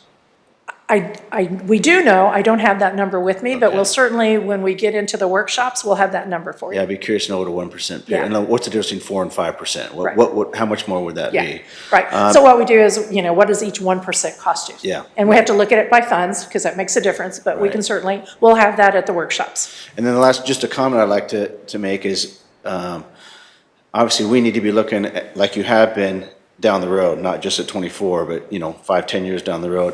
And one of the things we always talk about is how Clay County is one of the fastest growing counties in the state. Well, with that, that means we need to have the fastest growing sheriff's department, prosecutor's department, sheriff's office, sorry. Okay, so it's not just Yeah, me. you know, I know better, and I still make that same mistake. I mean, it all the time.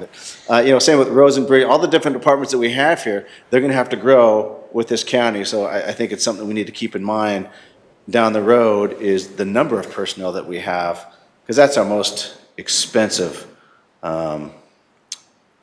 resource that we have, is our personnel, obviously. But those, they're gonna have to grow as this county grows as well. Well, certainly, and I commend the departments, because they are looking for ways to, how do we meet the growing need when we're not adding staff in certain areas? How do we deal with that capacity? So, but again, so then it's a shift from that to technology, right? We rely very heavily on technology when we can, and help for efficiency and effectiveness, and try to get rid of redundancies. And so everybody is really working really hard to try and find those avenues, and I commend them for that. But there are certain positions, certain jobs, certain things that we do that is important. It can only be done by our people. Right. And so you're right, as we grow, to meet the needs of our citizens, we're going to have to look at that. Yep, that's all I have. Thank you. Great job. Commissioner Lawson. You know, last year, I don't think anyone fought harder than I did to get the police, or our sheriff's department, his raises, and I was happy that we could do that. However, I want this year, I would like to see, I don't know about anybody else, but I would like to hear from like the collector. I'd like to hear from our clerk. I'd like to hear from these other departments, parks, any of them that are not under an office holder. And I'd like to hear from their lips to mine and God's ears. This is what I'd like to see raise-wise in our area. You know, we never really do hear that because it's kind of lumped together. So I'd like to hear from them exactly, you know, I'd like to be able to give these people a raise, they've been here forever, want to keep them, from each one to see if there isn't a way, while we know we're most likely going to be giving the sheriff his money, I'd like to see that these other folks that work their fanny off get something. Road and bridge, big one to me, and I noticed that we had that down, and I'm tickled to death for that. But those guys, you know, they have their hands in the dirt, they're working hard, and I think that I'd like to, and we've lost a lot of them from, you know, things that Terry has said and all. So I'd like to see us be able to raise that level for them as well, so that we can get some people out there and, you know, get our roads cleared a little better, do a little bit better on the maintenance of our roads as well. You can only do so much with a few people. So that's something I would like to see going forward. So a couple things I'd like to address that. So first of all, again, 4% COLA is in for every position. And then, other than our sworn officers. And then for some of those key positions, where we've had difficulty filling position like highway, or in justice, in those certain areas where it's just the turnover is much higher than any other department in the organization. We've tried to throw some additional funding there so they can address some additional funding, right? I would say one of the goals is to do the pay classification and compensation study, because that will tell us by positions what the market is. And my concern is a little bit, and I can certainly appreciate Commissioner Lawson what you're saying, but we have to look at internal equity issues. And so if there's an administrative assistant over here, and they're doing similar work over in a completely different department, they ought to be equal. Right? And not, you know, because one was in a former office holder that got to do some things that others didn't get to do. So we have got inequity issues internally besides not being market. So I would prefer that we do the market survey and make those adjustments so that we're internal and external, very competitive and take care of our employees. But we want to be fair across the board. That's a fair point, because that's one of the things that our sheriff did, was said, look at this county, this county, this county, straight across the board, this is what they're making, and look at our guys and how little they're making. Right. So it gave you a lot of background of why you should be raising those salaries to retain those people. That's exactly right. That's exactly right. No, you're in charge of like a department or something, aren't you? Yeah. Is he going to try to jump? I don't know. I don't know what he's doing, but I think I'm going to hit him. No, it's up to you. It's up to them if they want it. I'm sorry, I just wanted to interject real quick, just to agree with what the county administrator is talking about, because even for the sheriff's office, our clerical staff, there's no way for me to put a finger on how much they should be paid. I can do it very easily for our sworn deputies, for our corrections, our detention officers. But when it comes to our non-sworn civilian staff, there's no way I can do that. I mean, it would be just too vast for me to look at all the cities, the 119 cities within the KC metro area, and say, okay, well, for this category, how much should they be paid? So I feel the same way. The the compensation study, that would be extremely vital for the sheriff's office. I'm going to tap in a little bit about that, because I agree, but we also have positions that we're not going to just compare to other government agencies, cities and counties, because some of our positions, we compete with the private sector. You can go be an accountant, in the private sector, or the IT. You can go to now we can't necessarily compete you know, with some of the private sector and some of our positions, but some of our key positions, some of those positions will be looking, the market will be bigger for those type of positions, including clerical that are administrative that are in, you know, the sheriff's office. And we'll do that across the board. What is that study going to cost us? The study we have proposed is $250,000 is what's in the budget. Yeah. Yeah, there, and we've done some cost estimates. And I would say some of our neighboring cities in the county have recently done one in the last couple of years, and so we've been talking to them. Who did they use? Because again, if we've had a vendor that's done somebody in Clay County, then they're familiar with the area and so, you know, we'll be looking to see cost savings, but I also believe this is not an area, you know, we want a good market study. And then, you know, part of the challenge will be is, depending on the outcome, how do we implement that? And we may not to be able to implement it financially all at once, but what part of the study will have to tell us how do we make that happen, right? Yeah. Okay. Thank Commissioner you. Wagner. Thank you very much. Just a couple questions and maybe a couple of requests. First of all, thanks for the presentation. Did you need to drink more water? I mean, you were just kind of. I just grabbed a drink. Okay, okay. Well, if you need some more. I could talk budget all night, so, you know. Well, I can't, but I'll give it a shot. So first of all, wanted to thank you for recognizing that the TIF redirection and taking it down to 7%. Glad to see that. Question though is, and I'll go back to where Commissioner Johnson started, related to the reserve and carryover. I still have great concern as to how we talk about it and use it.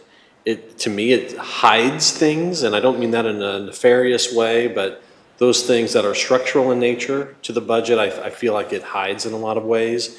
And so, by the way, in my last elected position, we went for 2 months.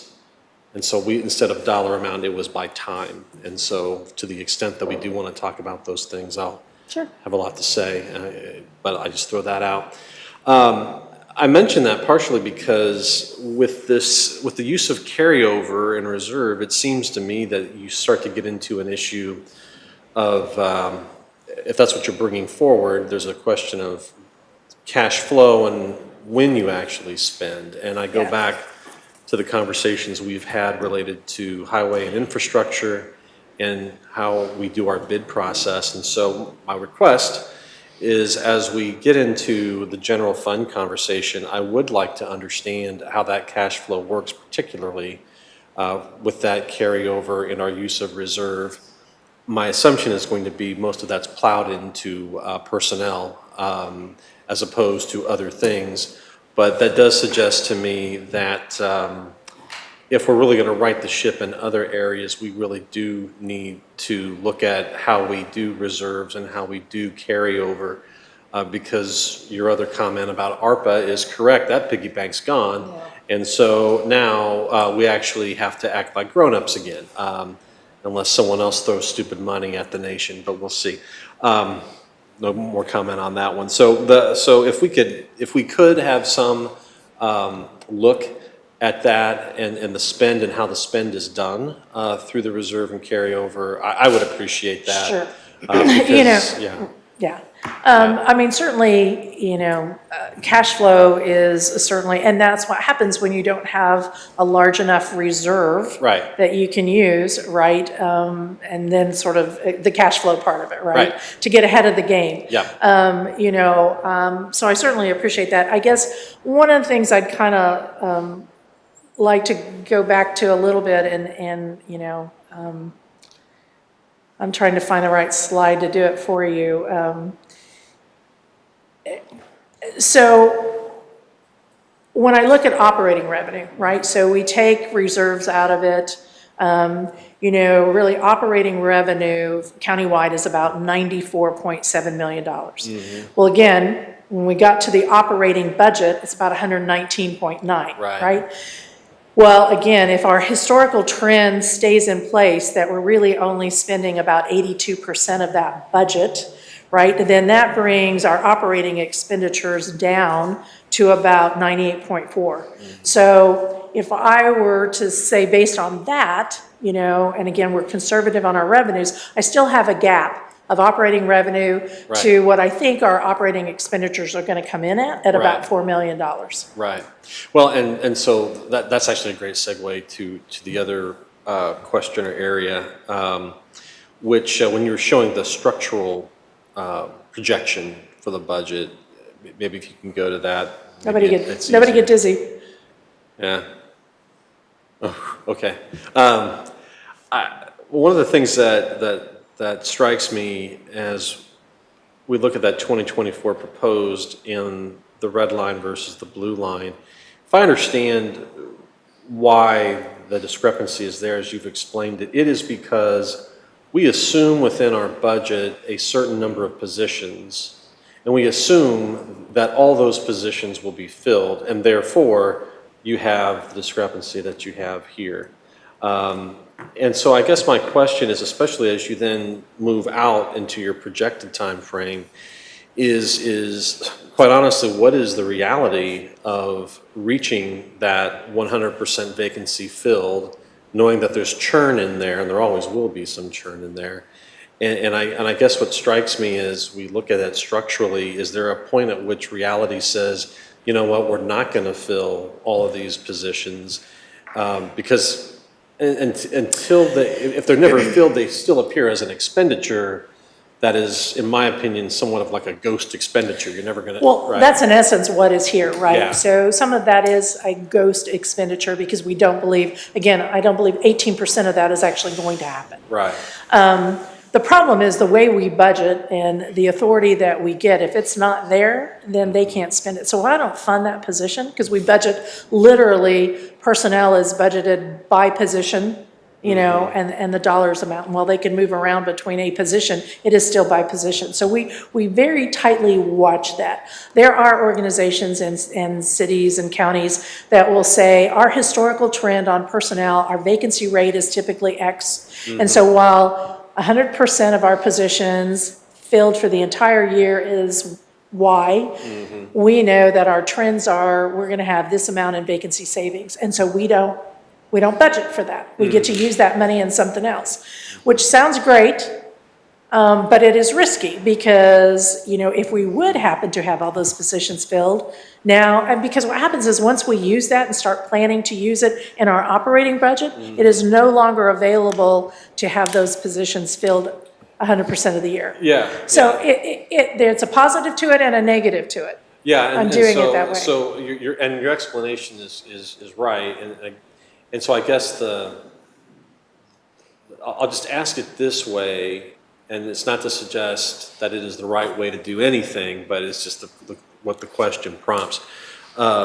Do we then assume that this line sort of takes that churn, knowing that churn is going to happen, or is there any thought to simply eliminating what is essentially the vacant position and realize the savings off of that? And I think it kind of gets to your point, but I guess I can do that, Yeah. but then now we're using it, and trust me, once it goes into because now we got a new program, or Right. now we've done this. Right. So now I don't have it, and, Right. and the department comes and says, I need that position. Right. And I'm sorry, but we don't have the funding now. No, and Now- that's really the choice. It's either, if I take it away, it's a lot harder to put back, and so I understand that. Well, but, yeah, because then I'm taking away from whatever we used it Right. for, and if that's an ongoing program, Right. you know, I just added more. Now, maybe what would be beneficial on this chart is to give you a dotted line of what we believe is really going to happen, Yeah, right? you're right. Because, I mean, even with, and I appreciate the assumptions that you have here, and you made the point a little bit earlier about the wages and benefits at 3%. That assumes that that inflation is actually going to be back under control, and we're not going to have these big, you know, whatever. And so I guess, you know, when I look at that trend line, I'd like to make sure that it's as accurate as it can be, because you then backfill it then with the questions like reserves and all these other sorts of expenditures. So, Yeah, let us kind of come Yeah. a little bit more with this. And I can't promise you that before we get through the budget process, we'll be able to factor in our projected years going out, the 9/11 device fee and, Senate Bill 190 yet. Right. It may be something we come back and just kind of do a budget update in the middle of '24 for you all, or let's say the fourth quarter of '24, because now we're seeing device, and we have a sense of what that means for us, right? Well, and I appreciate that because quite honestly, we're going to make a decision this year that will make a big impact on what those years ahead look like. And so understanding that in the reality becomes very important. So I'll stop there, appreciate that, and look forward to the presentations. Any other questions or comments? Thank you very much for what you've put together. Just to follow up on Commissioner Wagner's point, and that's something that's been an issue for a long time in our budget, and that is unfilled positions. One of the things I'd be kind of interested to see if there's a particular position that has been unfilled for a number of years, because at that point it sort of begs the question, how, if we've done without a person in that position for say 5 years, it begs the question as far as it doesn't, the necessity of that. Now, I'm not saying I'm not saying that we should or shouldn't keep that position. I'm just saying it's something for us to be considering as we're trying to become more realistic in our budgeting. I would say, I started last year. I would say, highway operators there have been vacancies, that we have not been able to fill. I would say, but it's not just can't fill, but we're also, again, then it's about retention. So we're getting people like in juvenile justice, when we may get somebody, they turn right around and, they're not here very long and then they leave. And so we have those key, tough positions to fill. So I'm here to tell you, it's not that we don't need them. We've just got to look at, number one, what is the pay and compensation for the work that they're doing? And number two, is there a better way we can source for those jobs? And that was kind of, my point was that, if we examine those kinds of positions, we should be doing it with extreme caution, because we don't want to have any of our offices or departments handcuffed by being maybe too anxious to look at those and do something about it. So I just say that as having been around this budget for a while and know that there are, positions that have been kind of long-term unfilled. So whether we look at those or not, I think that's something at least to be examined. What action we take, I think, is dictated by what the facts we find are. And one of the other things, again, we talked briefly about Senate Bill 190 with regard to, the impact on revenue, but we also will be looking at what do we need to do for staffing needs, especially those first couple of years that it is rolled out, that we may need to add additional staff, to go through that process. For at least the first couple of years, when we get this influx of, residents that are eligible signing up. I think it will slow down, after the first couple of years, and then it'll just be sort of normal operations. So we know that that's probably also going to be a factor that is not also in our long-term forecast yet. So, No, that's a really good point about 190. Obviously, we're going to be discussing it here shortly, but right. The expense of implementing that program is not going to be a small number. Likely is not. That's something we'll look forward to hearing more on, but it's not going to be a zero impact on our budget by any means. Right. Are there any further comments? I see none. We want to thank you very much for you and your staff putting this together. This is the most professional I've seen presentations of budget, so I certainly appreciate that. It's very user-friendly, and I'm looking forward to seeing our subsequent meetings, and I'm sure we're going to be able to at least grasp the facts very well, because your presentations have been very good. And I appreciate that. And again, this was, a true team effort across the board, from office holders to department heads and staff and the budget team.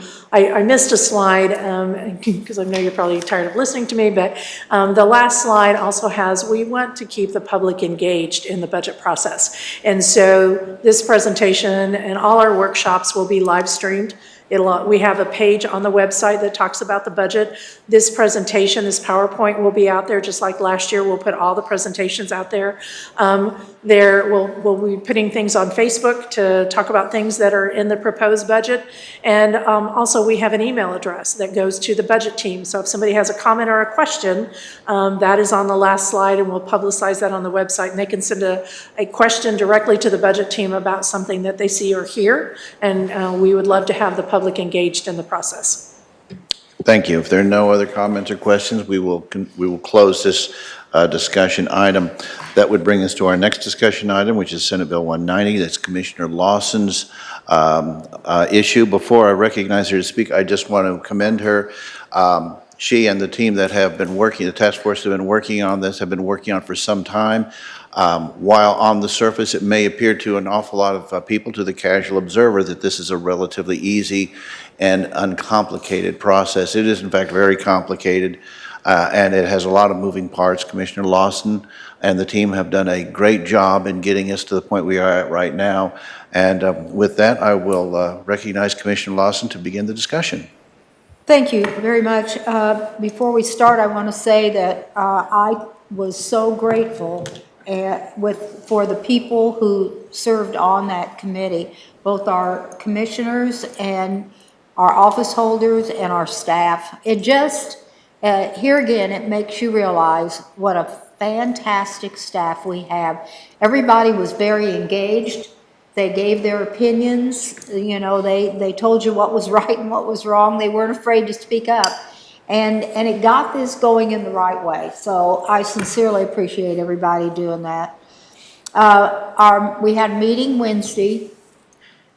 I was in hopes that tonight we would be able to go ahead and get this approved. However, there were a large number of changes, deletions that we went through on this.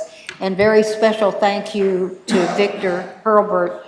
He got that back out to all of us. So all of you have a copy of that new document. Please look at it, and if you're prepared to discuss it tonight, great, bring it forward. If not, then on the 30th, we will discuss and put it to a vote, however that goes.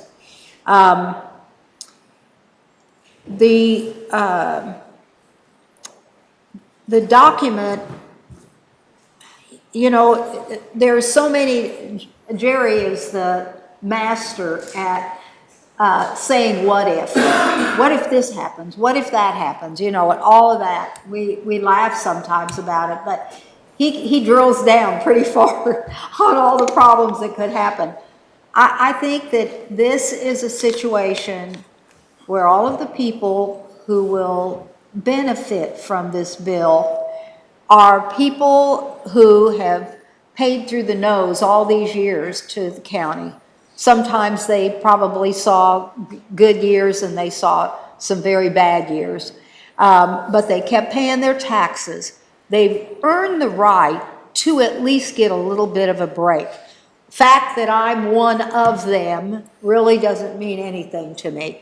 I saw this as probably one of the nicest things we could do for a very dedicated group of people. And people that never asked for a handout for the most part. They did their job, they paid their taxes, raised their kids, paid for the schools, all of those things. So for them to get a little bit of a break, it's not going to break this county. We can pay $250,000 for a study, which is needed, but nevertheless, that's a huge amount of money. We sure in the hell can give these guys a little bit of a break on their taxes. We're not letting them not pay them. They're just saying they're frozen as of now. So, you know, any comments you have, be happy to listen to them. Other than that, I'd like you to really look this document over deeply and then be prepared to, let's get this darn thing done on the 30th. So, Commissioner, could you, for those who are possibly watching, could you give just a summary, just kind of the bullet points of what is embedded in this ordinance so that it kind of helps spark more discussion, but also so those who might be listening and are unfamiliar with the subject have a better understanding of the proposal? Well, I didn't think anybody didn't know as long as we've been hassling with this thing, but that's a possibility. the bottom line on this is that if you're 62 years old and you own your home, that's very key, you own your home, then we will be freezing your taxes as of 2024, right? Or 2024, and that will, when you get your 2025 tax bill, where maybe taxes have gone up that year or whatever, yours won't. Yours will be frozen as what they were in 2024. Am I saying that right, Diana? That is correct. So there will be an application process from January through the end of March that individuals that want to apply for the tax credit, and so then they will be validated that they're eligible to be in the program, meaning they are 62, that they own their own home, and that it is their primary residence. And so they are now applying for their tax credit on their 2025 tax bill that will come out in November of 25, and their base year will be 2024. And that's important for our citizens to understand because 2025 is a reassessment year. And so the likelihood of their property taxes going up in 25 are pretty good chance that that will happen, but the base year will be 24, and so they will get a tax credit with the difference between the value in 24 and the tax liability in 25. Right. So, and another thing that I was real gratified about that Diana mentioned is the fact that we will have information on our website. And I know a lot of people that are older aren't always computer literate, but they can call. I'm going to go talk to the senior centers, see if they will offer assistance on helping them fill these things out.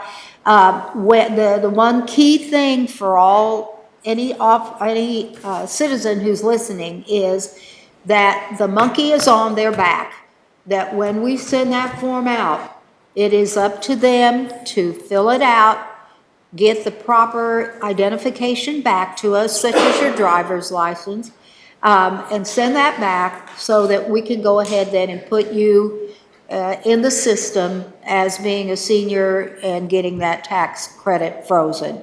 So, any questions anybody has or any statements y'all like to make? That's all I've got. Let's go ahead and leave your microphone open, I'll take- Commissioner. Oh, no, leave it open.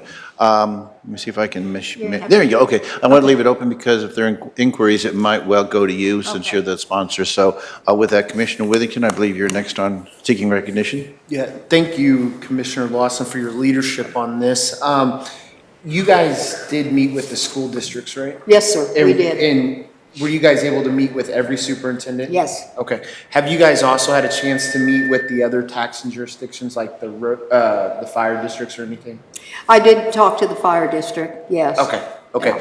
And then, is it possible to get, attach like a financial note to this or anything of like what the impact might be before the next meeting so we can see that? Because I believe Commissioner Carpenter, you had said that in 10 years it could be what, 30 million or something like that. So is it possible to have that figure? We can certainly do. I know Auditor Herbert had presented some information and ran some numbers that we could make available.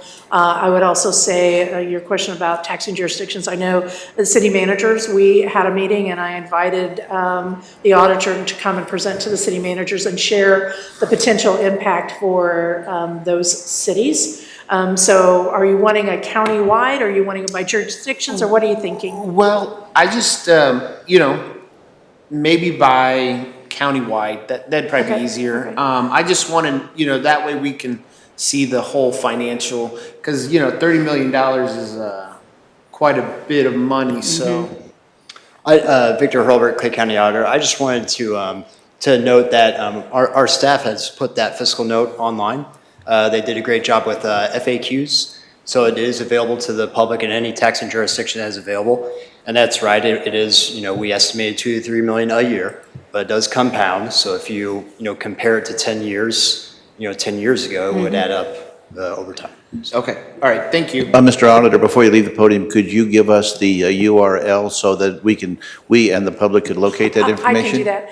It's actually go to the county's website, right, claycountymo.gov. At the top, a banner, there is a banner that says residents. If they click on that, there's a drop-down menu that says Senate Bill 190, senior tax credit. And if you click on that, it will take you to a page where we have provided information, the FAQs, and we'll be continuing to update information on that particular page on our website, including the proposed ordinance and information, if it is your direction tonight, to put it on November 30th for consideration. So we'll update that page depending on what happens this evening. Okay, thank Commissioner you. Whittington, you still have the floor. Please Yeah, proceed. thank you, Diana. Yeah, no, I'm good with moving forward with this. I think November 30th, 2 weeks. I think that's enough time. And yeah, I would like to see you guys put this online, and then I'll share it on social media too. And then, yeah, no, thank you for your leadership on this. Commissioner Wagner. Thank you, and I will echo my thanks to Commissioner Lawson and everyone else who has been working on this. So, a couple questions, whoever cares to answer it. Many of them, Commissioner Withington has spoken about. I would note, though, that, and I'll be interested to see how we handle the compounding issue, because in 10 years, that assumes the person who is of age today gets that over 10 years, but every year will come and a whole new group of people will get to it. And so I'll be interested to see how we treat that, because I think honestly, you may be underselling it, but that's neither here nor there. I'll like to see what those numbers are. The other thing that I just want to be sure of is, and I think I've seen it, but I'll just ask it just to make sure. How do we treat those property taxes that have been voter approved? So for example, Kansas City, Missouri, back in 2017, 20 years of voter approved increases in property tax while others fall off. Whether it's that example or any others, when there is voter approval of an increase in property tax, does this negate that or not? Mr. Auditor, I think you have drawn the short straw, so come on ahead. Come on ahead. How do we treat those instances? Okay. Go ahead. Victor Hurlbert, Clay County Auditor. So the subcommittee group has discussed this question as well. We just met, what was it, yesterday, right? Discussed that question. And, so the statute, 137-1050, talks about calculating a pro forma for any taxing jurisdiction.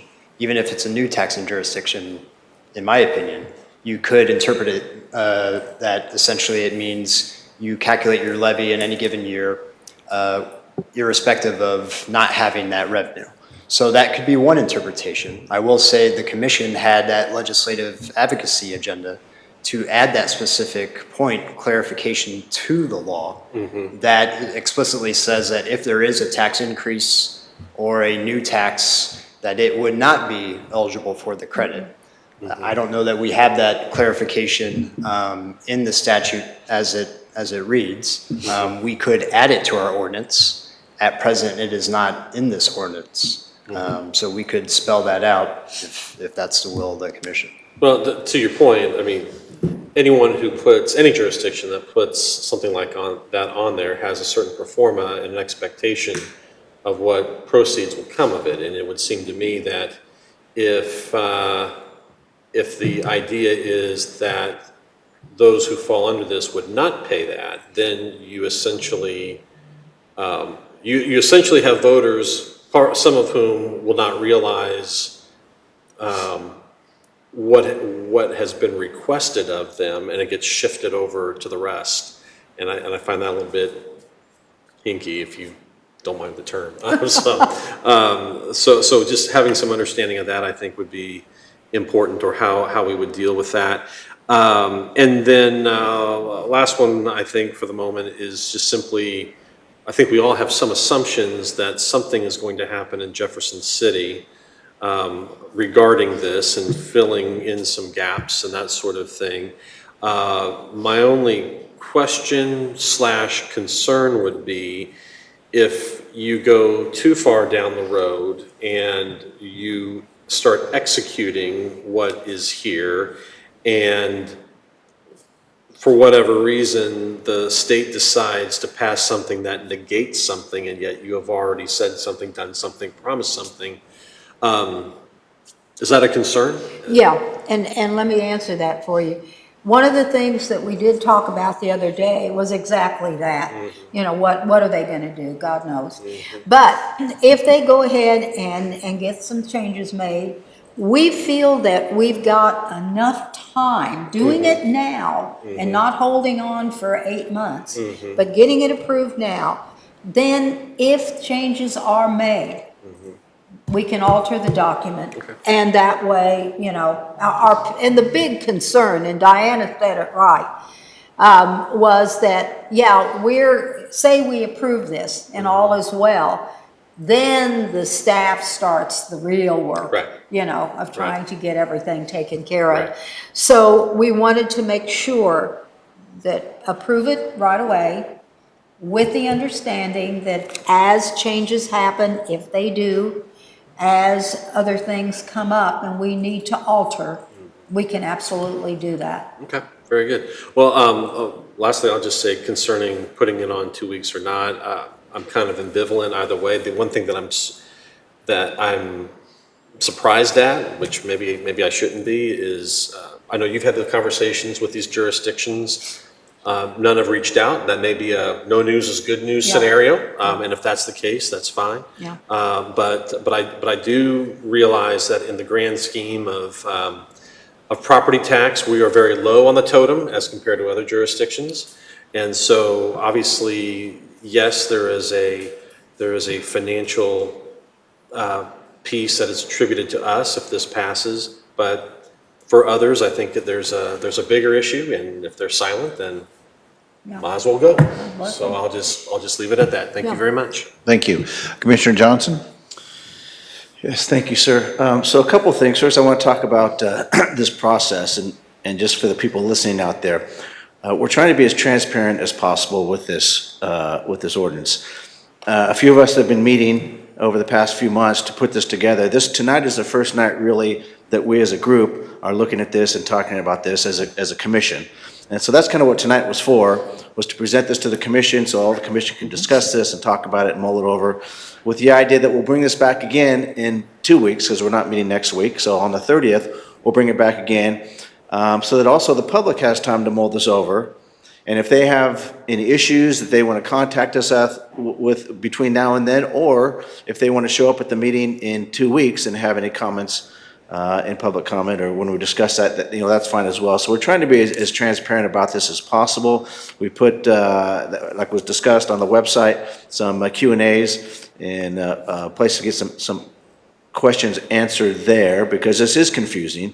And I do want to take a moment just to kind of dumb this down for people that might not understand all this and don't care to read all the details of this. But I know there may be some seniors out there that might be thinking, oh, I'm going to get a tax reduction, or my taxes are going to go down when this passes. That is not what happens with this. Nobody's going to get a tax reduction. And just to clarify this, every year when you get your property taxes, most of us see an increase, and you think that our taxes went up, your property taxes went up. In most cases, the taxes did not go up. The tax stayed the same. In others, let's use for round figures, you're getting taxed 1%. You're still getting taxed 1%. And for the past how many years you've been taxed 1%. However, it's taxed on the value of your house. And each year when your house goes up, and in this ordinance you'll see that it looks like in the last 4 years it's gone up 39% on average, real estate assessed valuation. 39%. So you're getting taxed on, okay, the value of the house is going up, the value of your property is going up, so that 1% is now more than it was last year. Even though the government didn't raise taxes, the value of your house just went up. So it's going to cost you more. So bottom line, you're paying more. That creates a problem, of course, for people that are on fixed incomes. Because no matter how much the valuation of your house goes up, that means nothing to you as far as cash coming into you unless you sell your house or take a loan on your house, an equity loan on your house. That means nothing. So the problem that has been created is that seniors that are on fixed incomes are paying more and more taxes because the value of their house is going up, causing them to have to pay more. So the whole idea was to try and help with that, to try and fix that. And so best case scenario is, let's say, I'll use a round figure, let's say you're paying $5,000 in property taxes.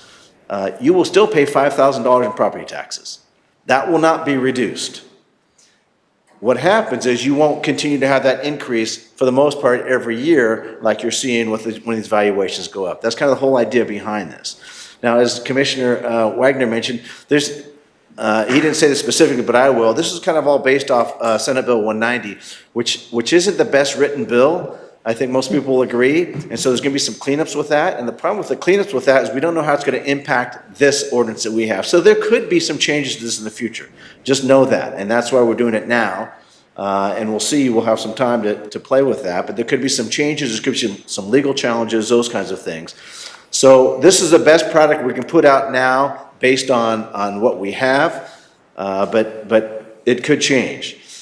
And the last thing I want to say, we talked about taxing other taxing entities. For those of you that are out there that don't understand this, when you pay your tax bill, you pay it to the county. It doesn't all come to the county. A small, very, very small portion comes to the county to pay for bridges and public safety, that kind of stuff. Most of it will probably go to your schools. In my case, there's a fire district it goes to. There's a lot of different taxing entities out there where that money goes to. So they have an interest in this because that means it's going to be less taxes going to them.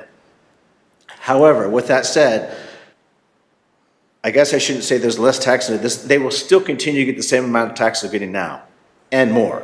We went through this last year with the surtax that was approved, the surtax reduction, which was approved by the voters last year. There's certain taxing entities that the sky was falling. That literally said we're going to be laying off teachers, we're going to be closing down fire stations, and so on and so forth. None of that happened. Matter of fact, that revenue increased still with the reduction. It still increased for all those taxing entities. The same will apply here. Revenues will still continue to come in and increase each year as assessments go up, even though we'll freeze that for the seniors. So that other taxing entities that sometimes complain about how we're going to have a reduction in how much we get, it's not a reduction. There's no reduction. It's just a freeze for a small percentage of our population. But those evaluations continue to go up for the rest of us and the increase. So there was one more point I had to make, but I can't remember. But nonetheless, I appreciate the work that's been done there's a lot of staff that was involved in this. Did a lot of work on this. I really appreciate it. And I think this is a good product so far. We'll see if it holds up. But I'm curious for the input from the community as well over the next couple of weeks to see what folks think about this. But thank you. Thank you. Commissioner Carpenter. Thank you. I too want to thank everybody who's put in a lot of work on this. I know it's a complicated, in part because to Commissioner Johnson's point, Senate Bill 190, I think could have been crafted a little more tightly, a little more specifically in a lot of areas, and so it's added, an extra workload. So to everybody who's worked on it, I'm grateful to y'all for doing that.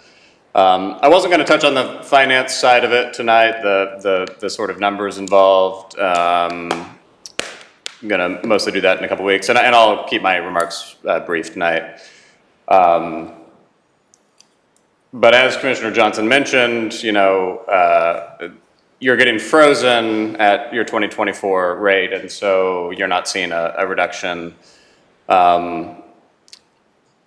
So in year one, obviously, it'll be 2025. The gap between reassessment and the 2024 rate will be fairly small. And so you'll enjoy only a modest reduction in what would have been your tax obligation that year. Over time, of course, that will grow. Once you're 3 years out, 5 years out, 10 years out, from when it initially got frozen, obviously the benefit to the taxpayer, the senior taxpayer, will go up pretty dramatically over time. If you look back at your assessed value 10 years ago, And if you compare it, if you were still paying at that rate 10 years ago versus today, obviously you'd see a big gap. 20 years ago, 30 years ago, it gets bigger and bigger as you go. And so necessarily what happens in terms of the revenue side of that equation to the, what we call the taxing jurisdiction, that's, largely the schools. What happens there is that the foregone revenue goes up commensurate with the increased value to the senior taxpayers. And there's a lot of, to Commissioner Wagner's point, there's a lot of sort of complicated variables with regard to assumptions. So ultimately, you're going to make a bit of a estimate in terms of what the impact on revenue is.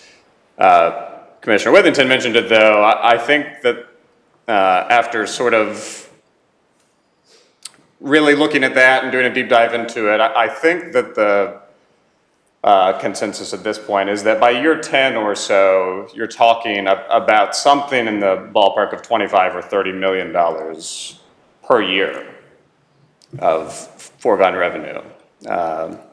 And that would indeed continue to increase beyond year 10. But just as a sort of a benchmark, by year 10, I think we're talking $25 to $30 million. So, to your, Commissioner Lawson, to your point about the salary study, you could do about 100 of those studies per year, every year at that. So it's a big chunk of money is the point. I mean, it's a lot of money, right? And so I just think it's helpful, that we go into this, eyes wide open in terms of understanding that we're talking about big numbers here, which doesn't negate the value. There are a lot of seniors who will get a lot of benefit from it, and God bless them. But it does have a big impact on the revenue side. And I do think that between now and 2 weeks from now, if there is any ongoing sort of concern around those numbers, or if people disagree with sort of the size and scope, I do hope that we can get, feel free to reach out to me, certainly, and I'm happy to chat about it. And I do think we should try by a couple weeks from now to have sort of an agreed upon set of numbers that we think financially that we're going to forego in revenue. And that way, whether at the school districts, everybody, that way everybody can have sort of a final number from us in terms of what we're projecting by implementing this policy. But yeah, I appreciate everybody's work on it and look forward to talking more in a couple weeks. Thank you. One last thing I'd like to say is Proceed. that, you're very right when you start looking at it building. But the sad point is that a lot of those individuals who own their house today may not be here in 5 years. Now, as they drop off, that was a horrible, as they're no longer there, then there's going to be other seniors that step into that and, that are going to pick up that extra. But I think that the percentage is so small, and we don't ever want to forget the way this county is growing, and those that seem to be coming in are, like I said, the yuppies, of that age group. So I don't quite believe the amount that's going to be in 10 years. We'll just have to see how our seniors, if they continue to live here, if they continue to have homes, and what the percentage is. I think that's something we do need to be mindful of, but most definitely, I don't think that it's going to grow the same way as we're looking at it today, because the population that gets it is not going to be here possibly in 10 years. Okay? Yeah, hold on.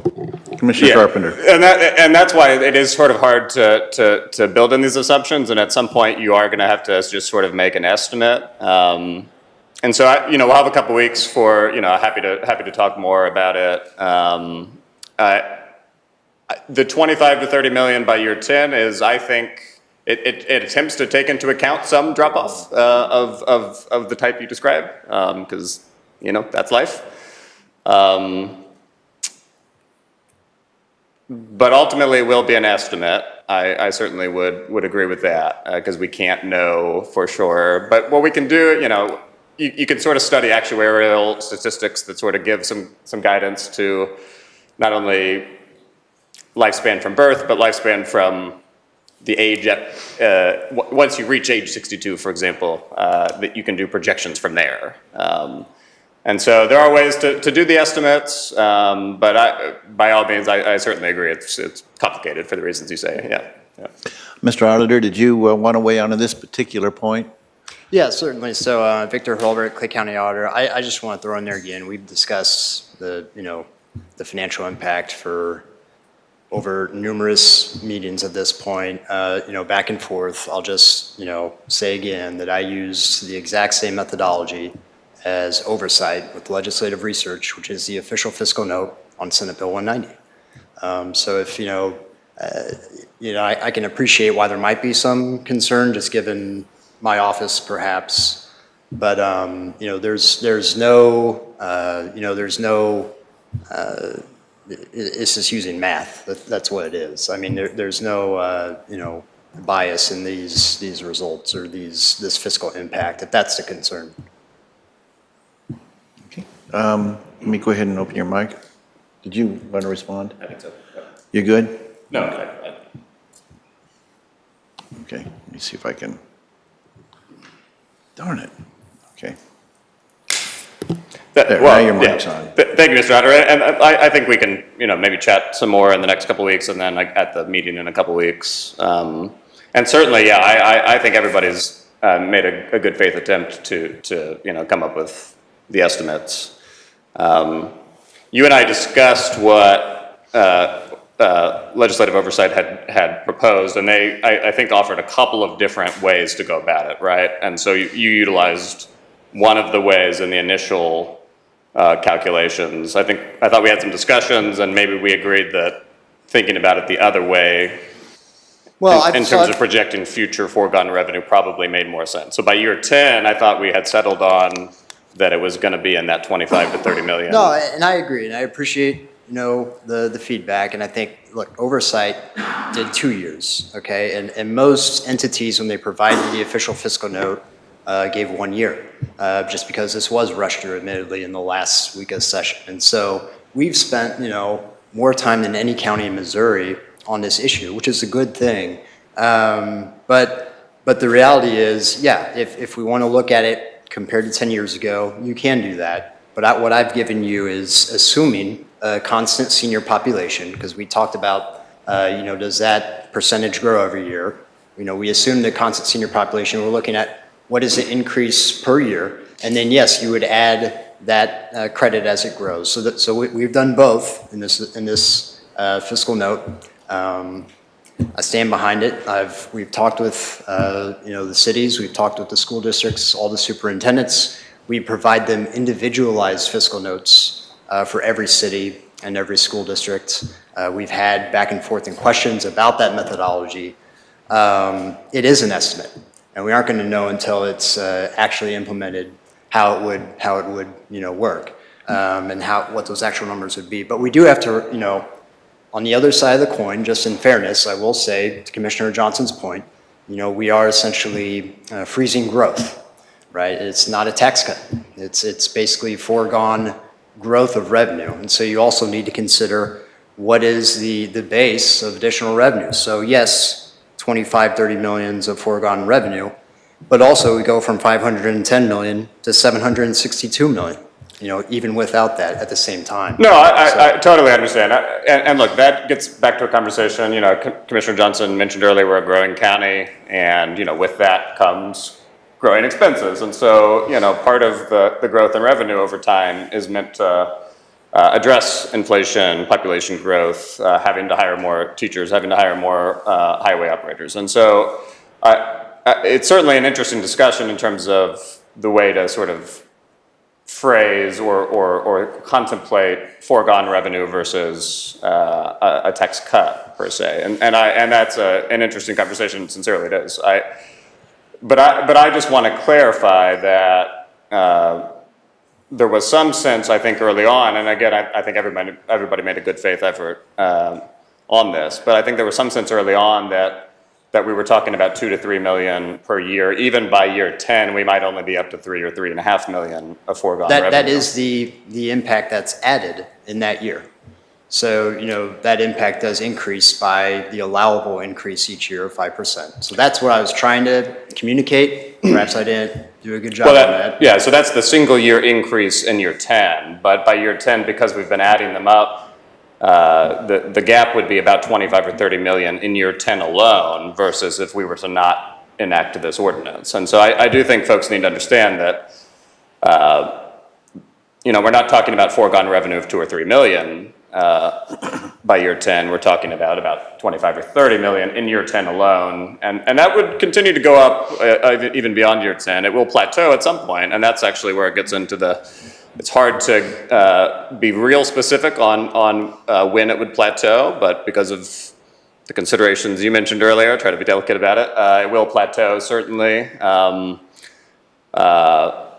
But I just think it's helpful to get it pretty clearly on the record that we are talking about, in the tens of millions of dollars per year in foregone revenue. Out of hundreds and near a trillion, yeah.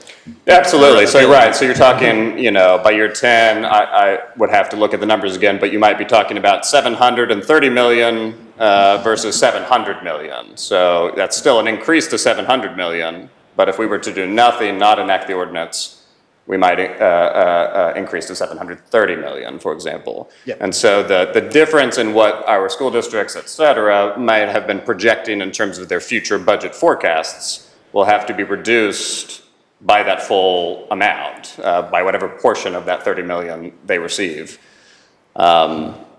And so, our larger taxing jurisdictions will experience a multi-million-dollar reduction versus if we were to maintain status quo. And I just, I appreciate the conversations that you and I have had. I know, we had a lot of, I thought, really fruitful discussions on the issue. But I just wanted to make sure that people understand that we're really not talking that $2 to $3 million range. We're talking, well into the tens of millions. Yeah, and in 20 years, you could say 60, and then, 30 years, maybe you could, unfortunately. So, I mean, it's really relative, and I'll just say, and I'll stop talking, I apologize. It's just, every entity has taken the fiscal note with whomever was in charge of that as the fact. And so, here we are. And I've given you, Yes, no, and once again, thank you. Yeah, if the legislature, as you say, I think they did kind of rush this through. I think this got amended onto a bill sort of late in session, is my understanding. And so, to the extent that the fiscal note suggested sort of a mathematical paradigm that was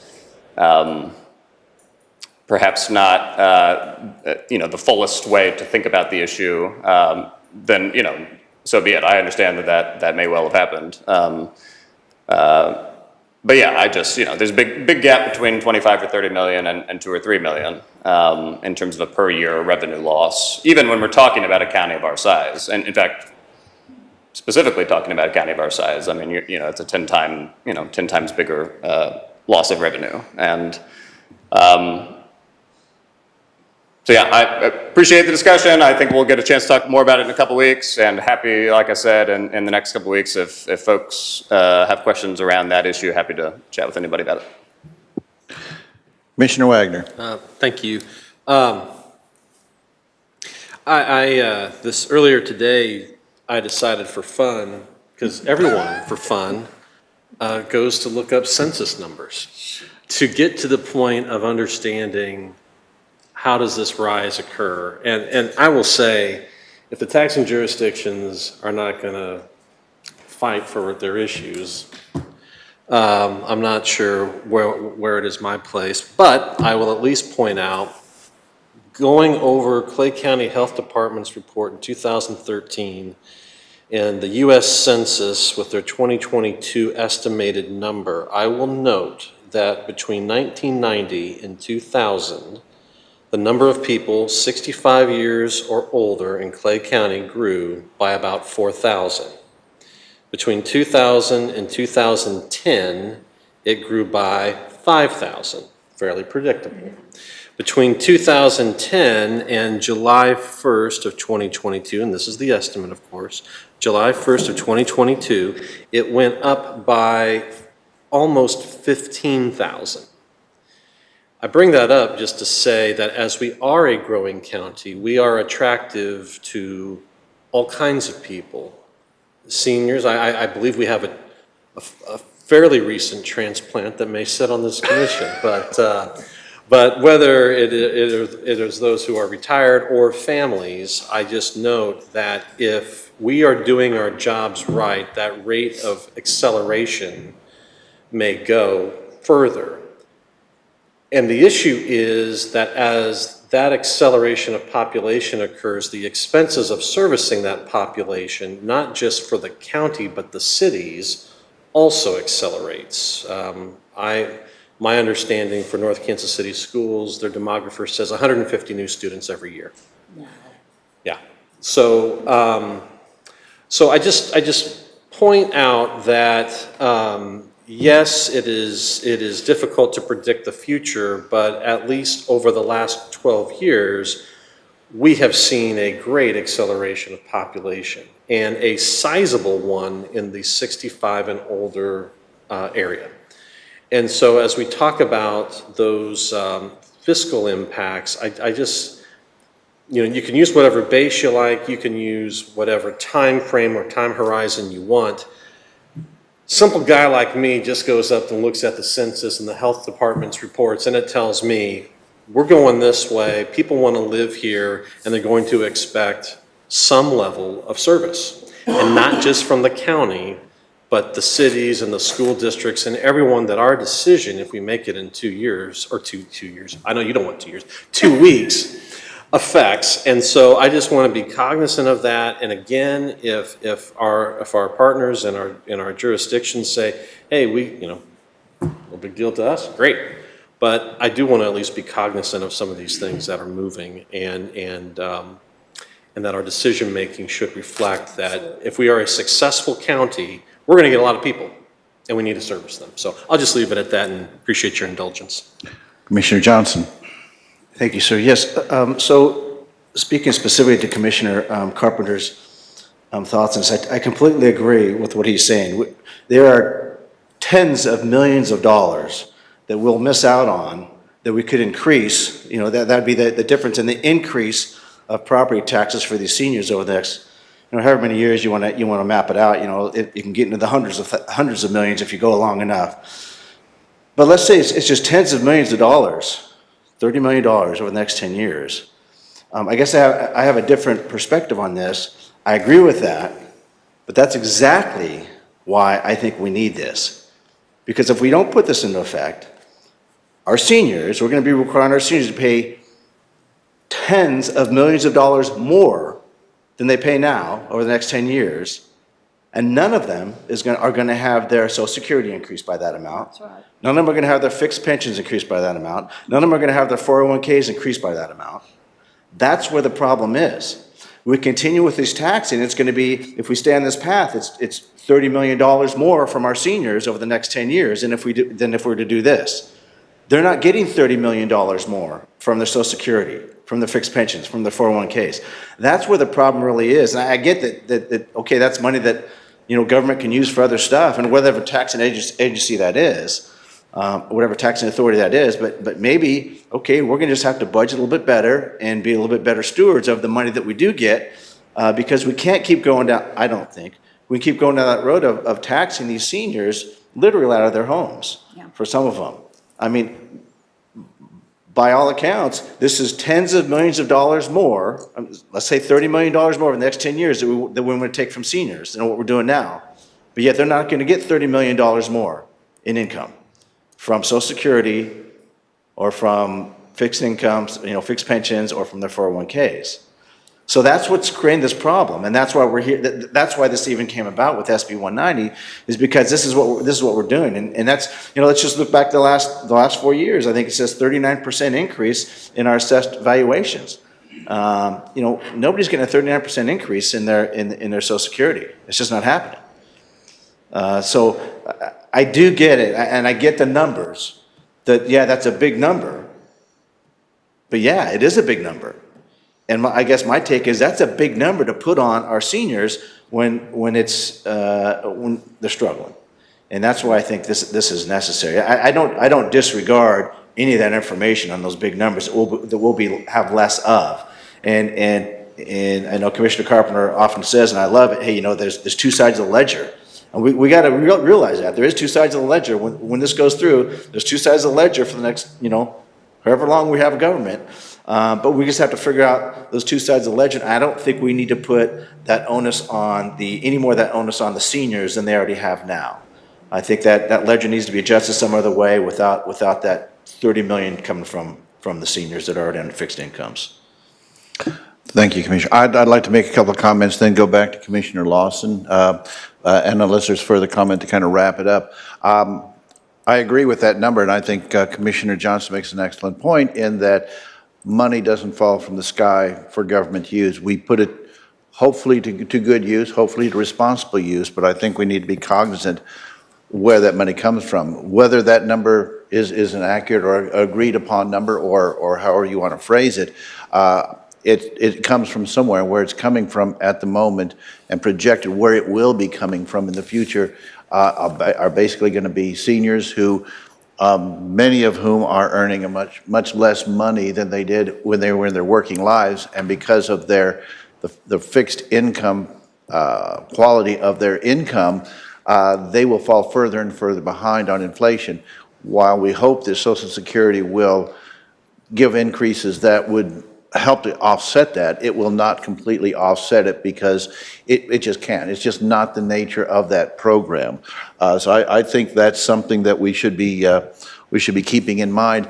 And to that point, one of the questions that's been asked, and I'd like to get consensus from the commission on this if we want to do this, and that is Commissioner Withington and Commissioner Carpenter both mentioned something about additional numbers. However, there seem to be numbers that are available. So I guess what I'm asking is, do we want to task the staff with coming up with additional numbers, or do we want to go with the numbers that are existing, so that if we ask, because I think Commissioner Withington had requested that those numbers be generated, so I guess what I'm asking is, do we want to ask staff to come up with additional numbers, or do we want to go ahead and see the numbers that are existing before we task them further? So Commissioner Withington, since you were the one who spoke on that, please proceed. Yeah, if we could see the current numbers for each taxing jurisdiction, that'd be great. I didn't know they existed.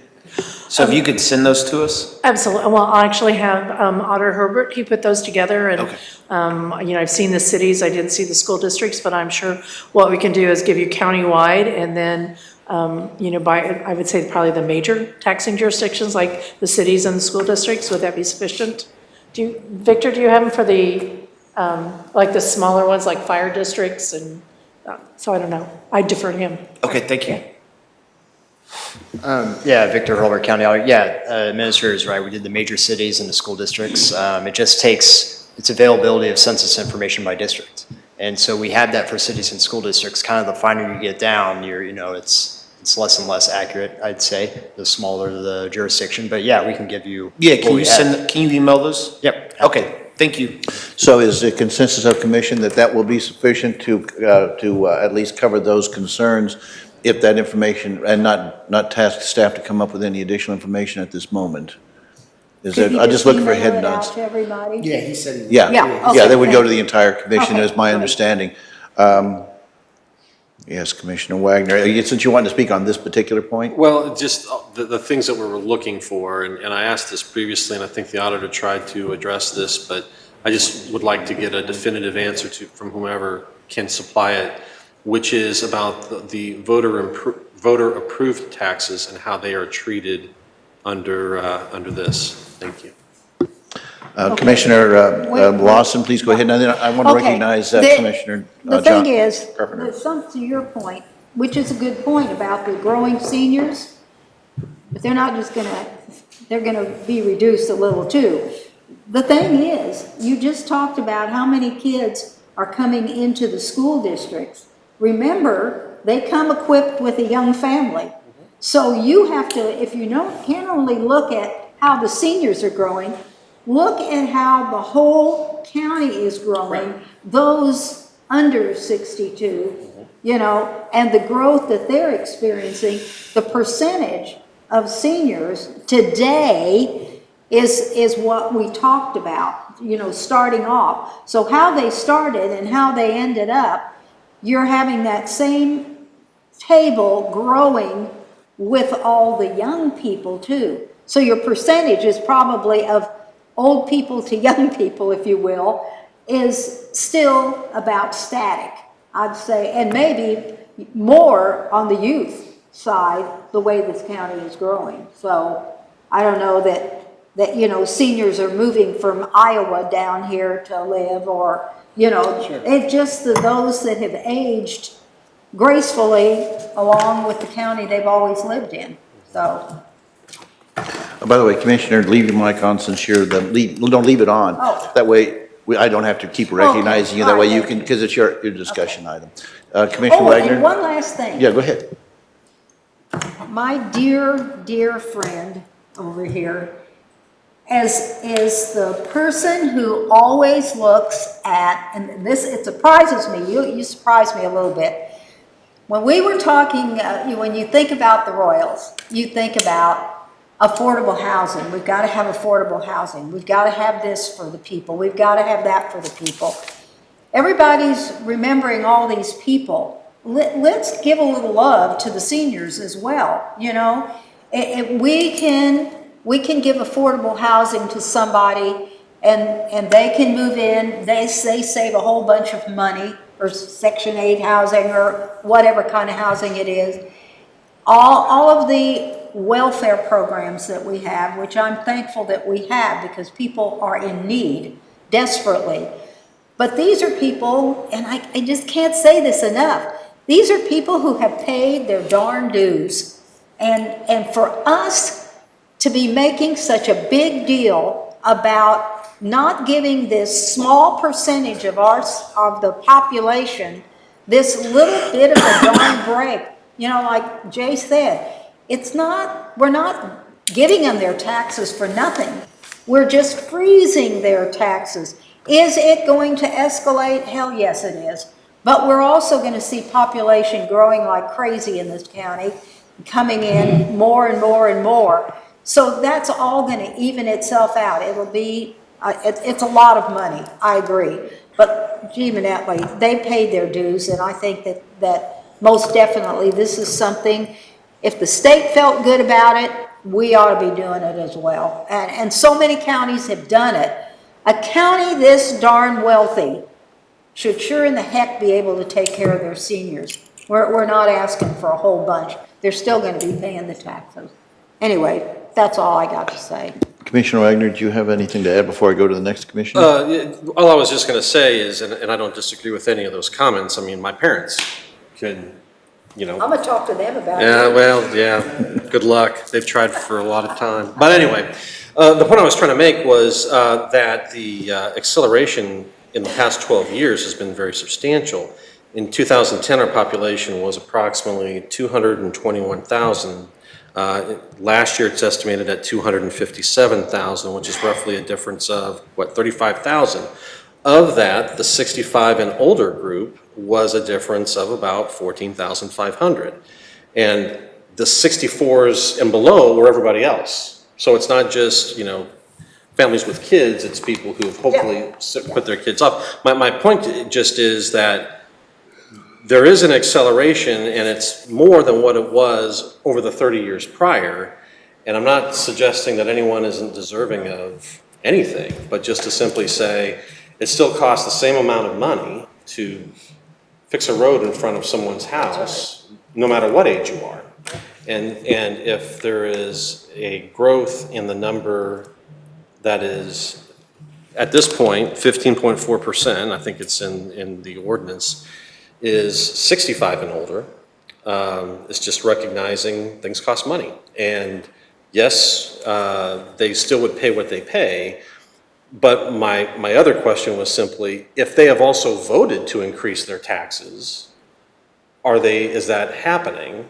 Because everyone else who put something on the ballot relied on everyone's paying in. But if 15% are not, that's different. So I'd just like to understand how that particular piece is treated, and I'll leave it at So that. Thank you. if I could jump in on that question about if it is voter approved to raise the mill levy, how are we going to treat that? And my answer to you all, we still don't know exactly how that's going to happen. Now, our current ordinance before you says that we believe what is exempt is mill levy for debt service. So if the question that the voters approve to raise a mill levy is tied to increase the mill levy for debt, or to create a new mill levy for debt, then I would say to you, based on this ordinance, that would not apply for the tax exempt. It would be ineligible, that increase. But if the voters choose to just raise the general mill levy for an entity, or a new entity is created, a new fire district is created that now has a mill levy, we're still investigating on how that will play out. We don't know. Commissioner Carpenter. Thank you. I want to dive into that subject, but that's too much for tonight, so I'm not going to. Commissioner Lawson, I mean, I do want to give the seniors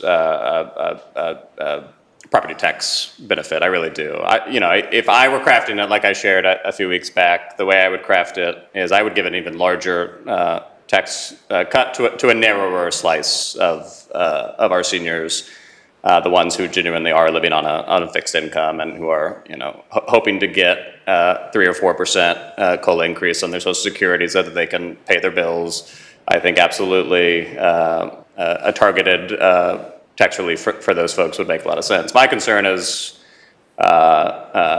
doing it in this form and fashion. It does come with a much bigger price tag as a result. And just as we discussed earlier with our desire to reward our county employees, and can't we do more to make sure that our county employees are paid? Well, the boards that oversee, for example, the school districts, just like us, go through a very similar process with regard to their thousands of employees that live here in Clay County, and many of whom are teachers, and and people are out there saying the same thing for those folks, right? Which is, why can't we pay our teachers better, and why can't we do better by those folks who put in so much hard work? And this is going to be a factor in answering that question of why not for those folks. And so that's my concern. I'd like to do it on a more narrow basis. But as to the question that Commissioner Nolte raised in terms of whether or not we need to task staff or not, I guess I'm, at the end of the day, I just think a one-sheet spreadsheet that, and it wouldn't even have to be a whole sheet, that just shows the delta between what the expected property tax revenue countywide would be if we maintain things as they are now versus the implementation of Senate Bill 190 here in Clay County. Just what is the delta between those two numbers, 5 years out, 10 years out, 15 years out? It could be a three-line page. I just think that would be a very helpful document for everybody to have, get rid of whatever confusion or murkiness may exist on the subject, and just give everybody a chance to really see what that total number is. And so that would be ultimately the request that I would have. I see the auditor's making his way forward. And Victor Orban, Clay County Auditor, I have one page with exactly that information. And it's been shared before, and I'm happy I'll do it again. And that will be in the packet that we get, or the information we get. So does it have the delta between if we do nothing versus if we implement? Yep. And by year 10? It has without as a column, yep, and then with it implemented. So I'm happy to do that again. Okay, and by year 10, what is it suggesting what the delta would be? Well, what we said, what we've already talked about, there is. Well, respectfully, we had a whole conversation about this a couple months ago or whenever it was. Yeah. And by the end of that conversation, you were suggesting that it was going to be 2 or 3 million by year 10. We subsequently had a lot of emails and conversations. One, I didn't want to, but if you're going to suggest that nothing has changed between this meeting and the last time we did one, in which by year 10 you were suggesting about a $3.5 million delta, and now we're talking about a $30 million delta. I think it's fair for everybody involved in the decision-making process here, for that to be clear, that we're not talking about 3 million, we're talking about 30 million. So it is 2-3 million per year. That grows 5% each year. But if you add it up each year, yes, it gets to the number you want to have of 30 million. In a single year, in year 10, we're talking about 25 or 30 million. In a single year, yes, but you're adding that much each year. That's why I've been trying to say this entire time. We've miscommunicated. Well, respectfully, when we had this discussion last time, you weren't at the place where you were saying that by year 10. You were saying by year 10 it would be about $3 million. Well, it still is. And now we're saying 25 or 30 million, and that's okay. I don't think anybody did anything wrong on purpose. I think you used what oversight gave you, and I get that. I'm not criticizing. Okay. I'm not. Okay. There's no antagonism here. We need to clarify that we're not talking about 3 million a year. We're talking about 30 million a year, and that will continue to grow beyond year 10. And I think having clarity on that delta is good for all of us. It's good for the public. It's good for the school districts, who I think up until recently were under the impression as well that we were talking about 3 million per year, when in fact we're talking 30 million per year. I think it's a helpful thing to do, and I'm not trying to I gave them the cumulative amounts, you know. Yeah, but I'm not talking cumulative. I'm talking about per year amounts. I'm not talking about how much is it added up over 10 years. I'm saying in year 10 alone, what's the delta? And you're saying it's about 25 million, right? 27 million? I appreciate it. I really do. My only goal in this is to try to get clarity on that subject. Is what is the size of the number we're talking about? Okay. And I appreciate the discussions we've had. And like I said, offline, we had a whole bunch of these discussions, and I thought they were really fruitful. And I'm grateful to you for doing that. Yeah. Thank you. Anything further, Commissioner? No, thank you. Okay. The second thing that I think I'd like to mention before, unless there is a comment, then I'd like to turn it over to Commissioner Lawson to round off the conversation, and that is, another point was brought up by Commissioner Johnson, I thought was also a very good point, and that is, he had said that he wanted to kind of, give a little bit more of a bare bones view of what it did. I think something that it might be good for us all to keep in mind sometimes when we're dealing with these rather complex issues is we are very close, that we talk about them a lot. The average citizen does not spend near the time that we spend on this. So I think it's important to make sure that we provide as much clarity as possible and try to give it to them in as user-friendly a way as possible. When we get, should this pass, should we adopt this or a similar ordinance, I think it's important for us to be able to, going forward, perhaps have some forums where we would give people a more full explanation, allow them to ask us questions, preferably before we pass it. But in any case, we need to make sure that whatever we do, and in this case, it's particularly important, and that is that the expectations of our citizens are in line with the reality. Commissioner Johnson had made the point that this is not a decrease, this is a freeze of assessed values. While that is something that we all here at this dais understand, and many of and of course the staff all understand, that is something I think that needs to be provided in a very clear and in just that straightforward a fashion to our citizens, so that when we do take action, they know what we're doing and that they have a realistic alignment of what they expect to see from that. With that, I'm going to go to Commissioner Lawson if there are no other comments, so that she can kind of round up the discussion, and then we will move on to the next item. Commissioner Lawson, you have the floor. I really have. I've said all I can possibly say. It's been a joy to work on this. I see the benefits. I see the possible roadblocks that we can run into. But at any rate, we'll bring it back in a couple of weeks. And everybody, I hope all of you have a wonderful Thanksgiving. With that, unless there are further comments, we will end this discussion item. That will bring us to item number 10, which is reports. We have one item. Administrator? Yes, included in your packet is the monthly report of the auditor's cash basis for October 2023. And by the way, if when we're going through these things, if any commissioners have not received these reports, please let us know or let the administrator know. I'm sure they're all there, but just to make sure we've we've buttoned it down as tight as possible. That brings us to the administrator comments. Administrator? Just a couple of items. First of all, an email went out to the commissioners. We had made an assumption that the city of Gladstone had forwarded an invite to all of you to their ribbon cutting tomorrow of their new police facility. We found out that that was not the case. So we want to make sure everyone is aware that Gladstone is doing their ribbon cutting at 10:30 tomorrow for their new public safety area. As you know, this is going to be the location of the dispatch center, co-location of the dispatch center that we're participating in. So we want to make sure everybody has the opportunity to stop by and maybe take a tour. Then just remind everyone there will be no meeting of the commission next week, as it is Thanksgiving. The offices will be closed Thursday and Friday next week, and we certainly, as staff, want to wish the commission and the public a very happy Thanksgiving, and if anyone is traveling, safe travels. Thank you. That brings us to commissioner comments. Commissioner Withing, we'll start with you. Nothing? Commissioner Lawson? Commissioner Wagner? Happy Thanksgiving. Commissioner Carpenter? Same thing, happy Thanksgiving to everybody out there. We just did it with Veterans Day, but I'll say it again. I'm very thankful to be living in this country, the United States of America. Truly the greatest country on earth. And I am thankful for that, among many other things, and we'll be keeping that in mind next week. Commissioner Thompson? Commissioner Johnson, no comment.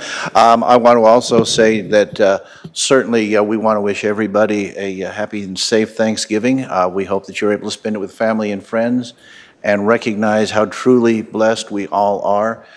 It has occurred to me that aside from days of personal tragedy, the worst day I have in my life could be counted as the best day of the vast majority of people on this planet. I think we need to keep in mind that while it's human nature to complain about some of our misfortunes, when you get right down to it, we are lucky and we are fortunate and we are blessed beyond measure.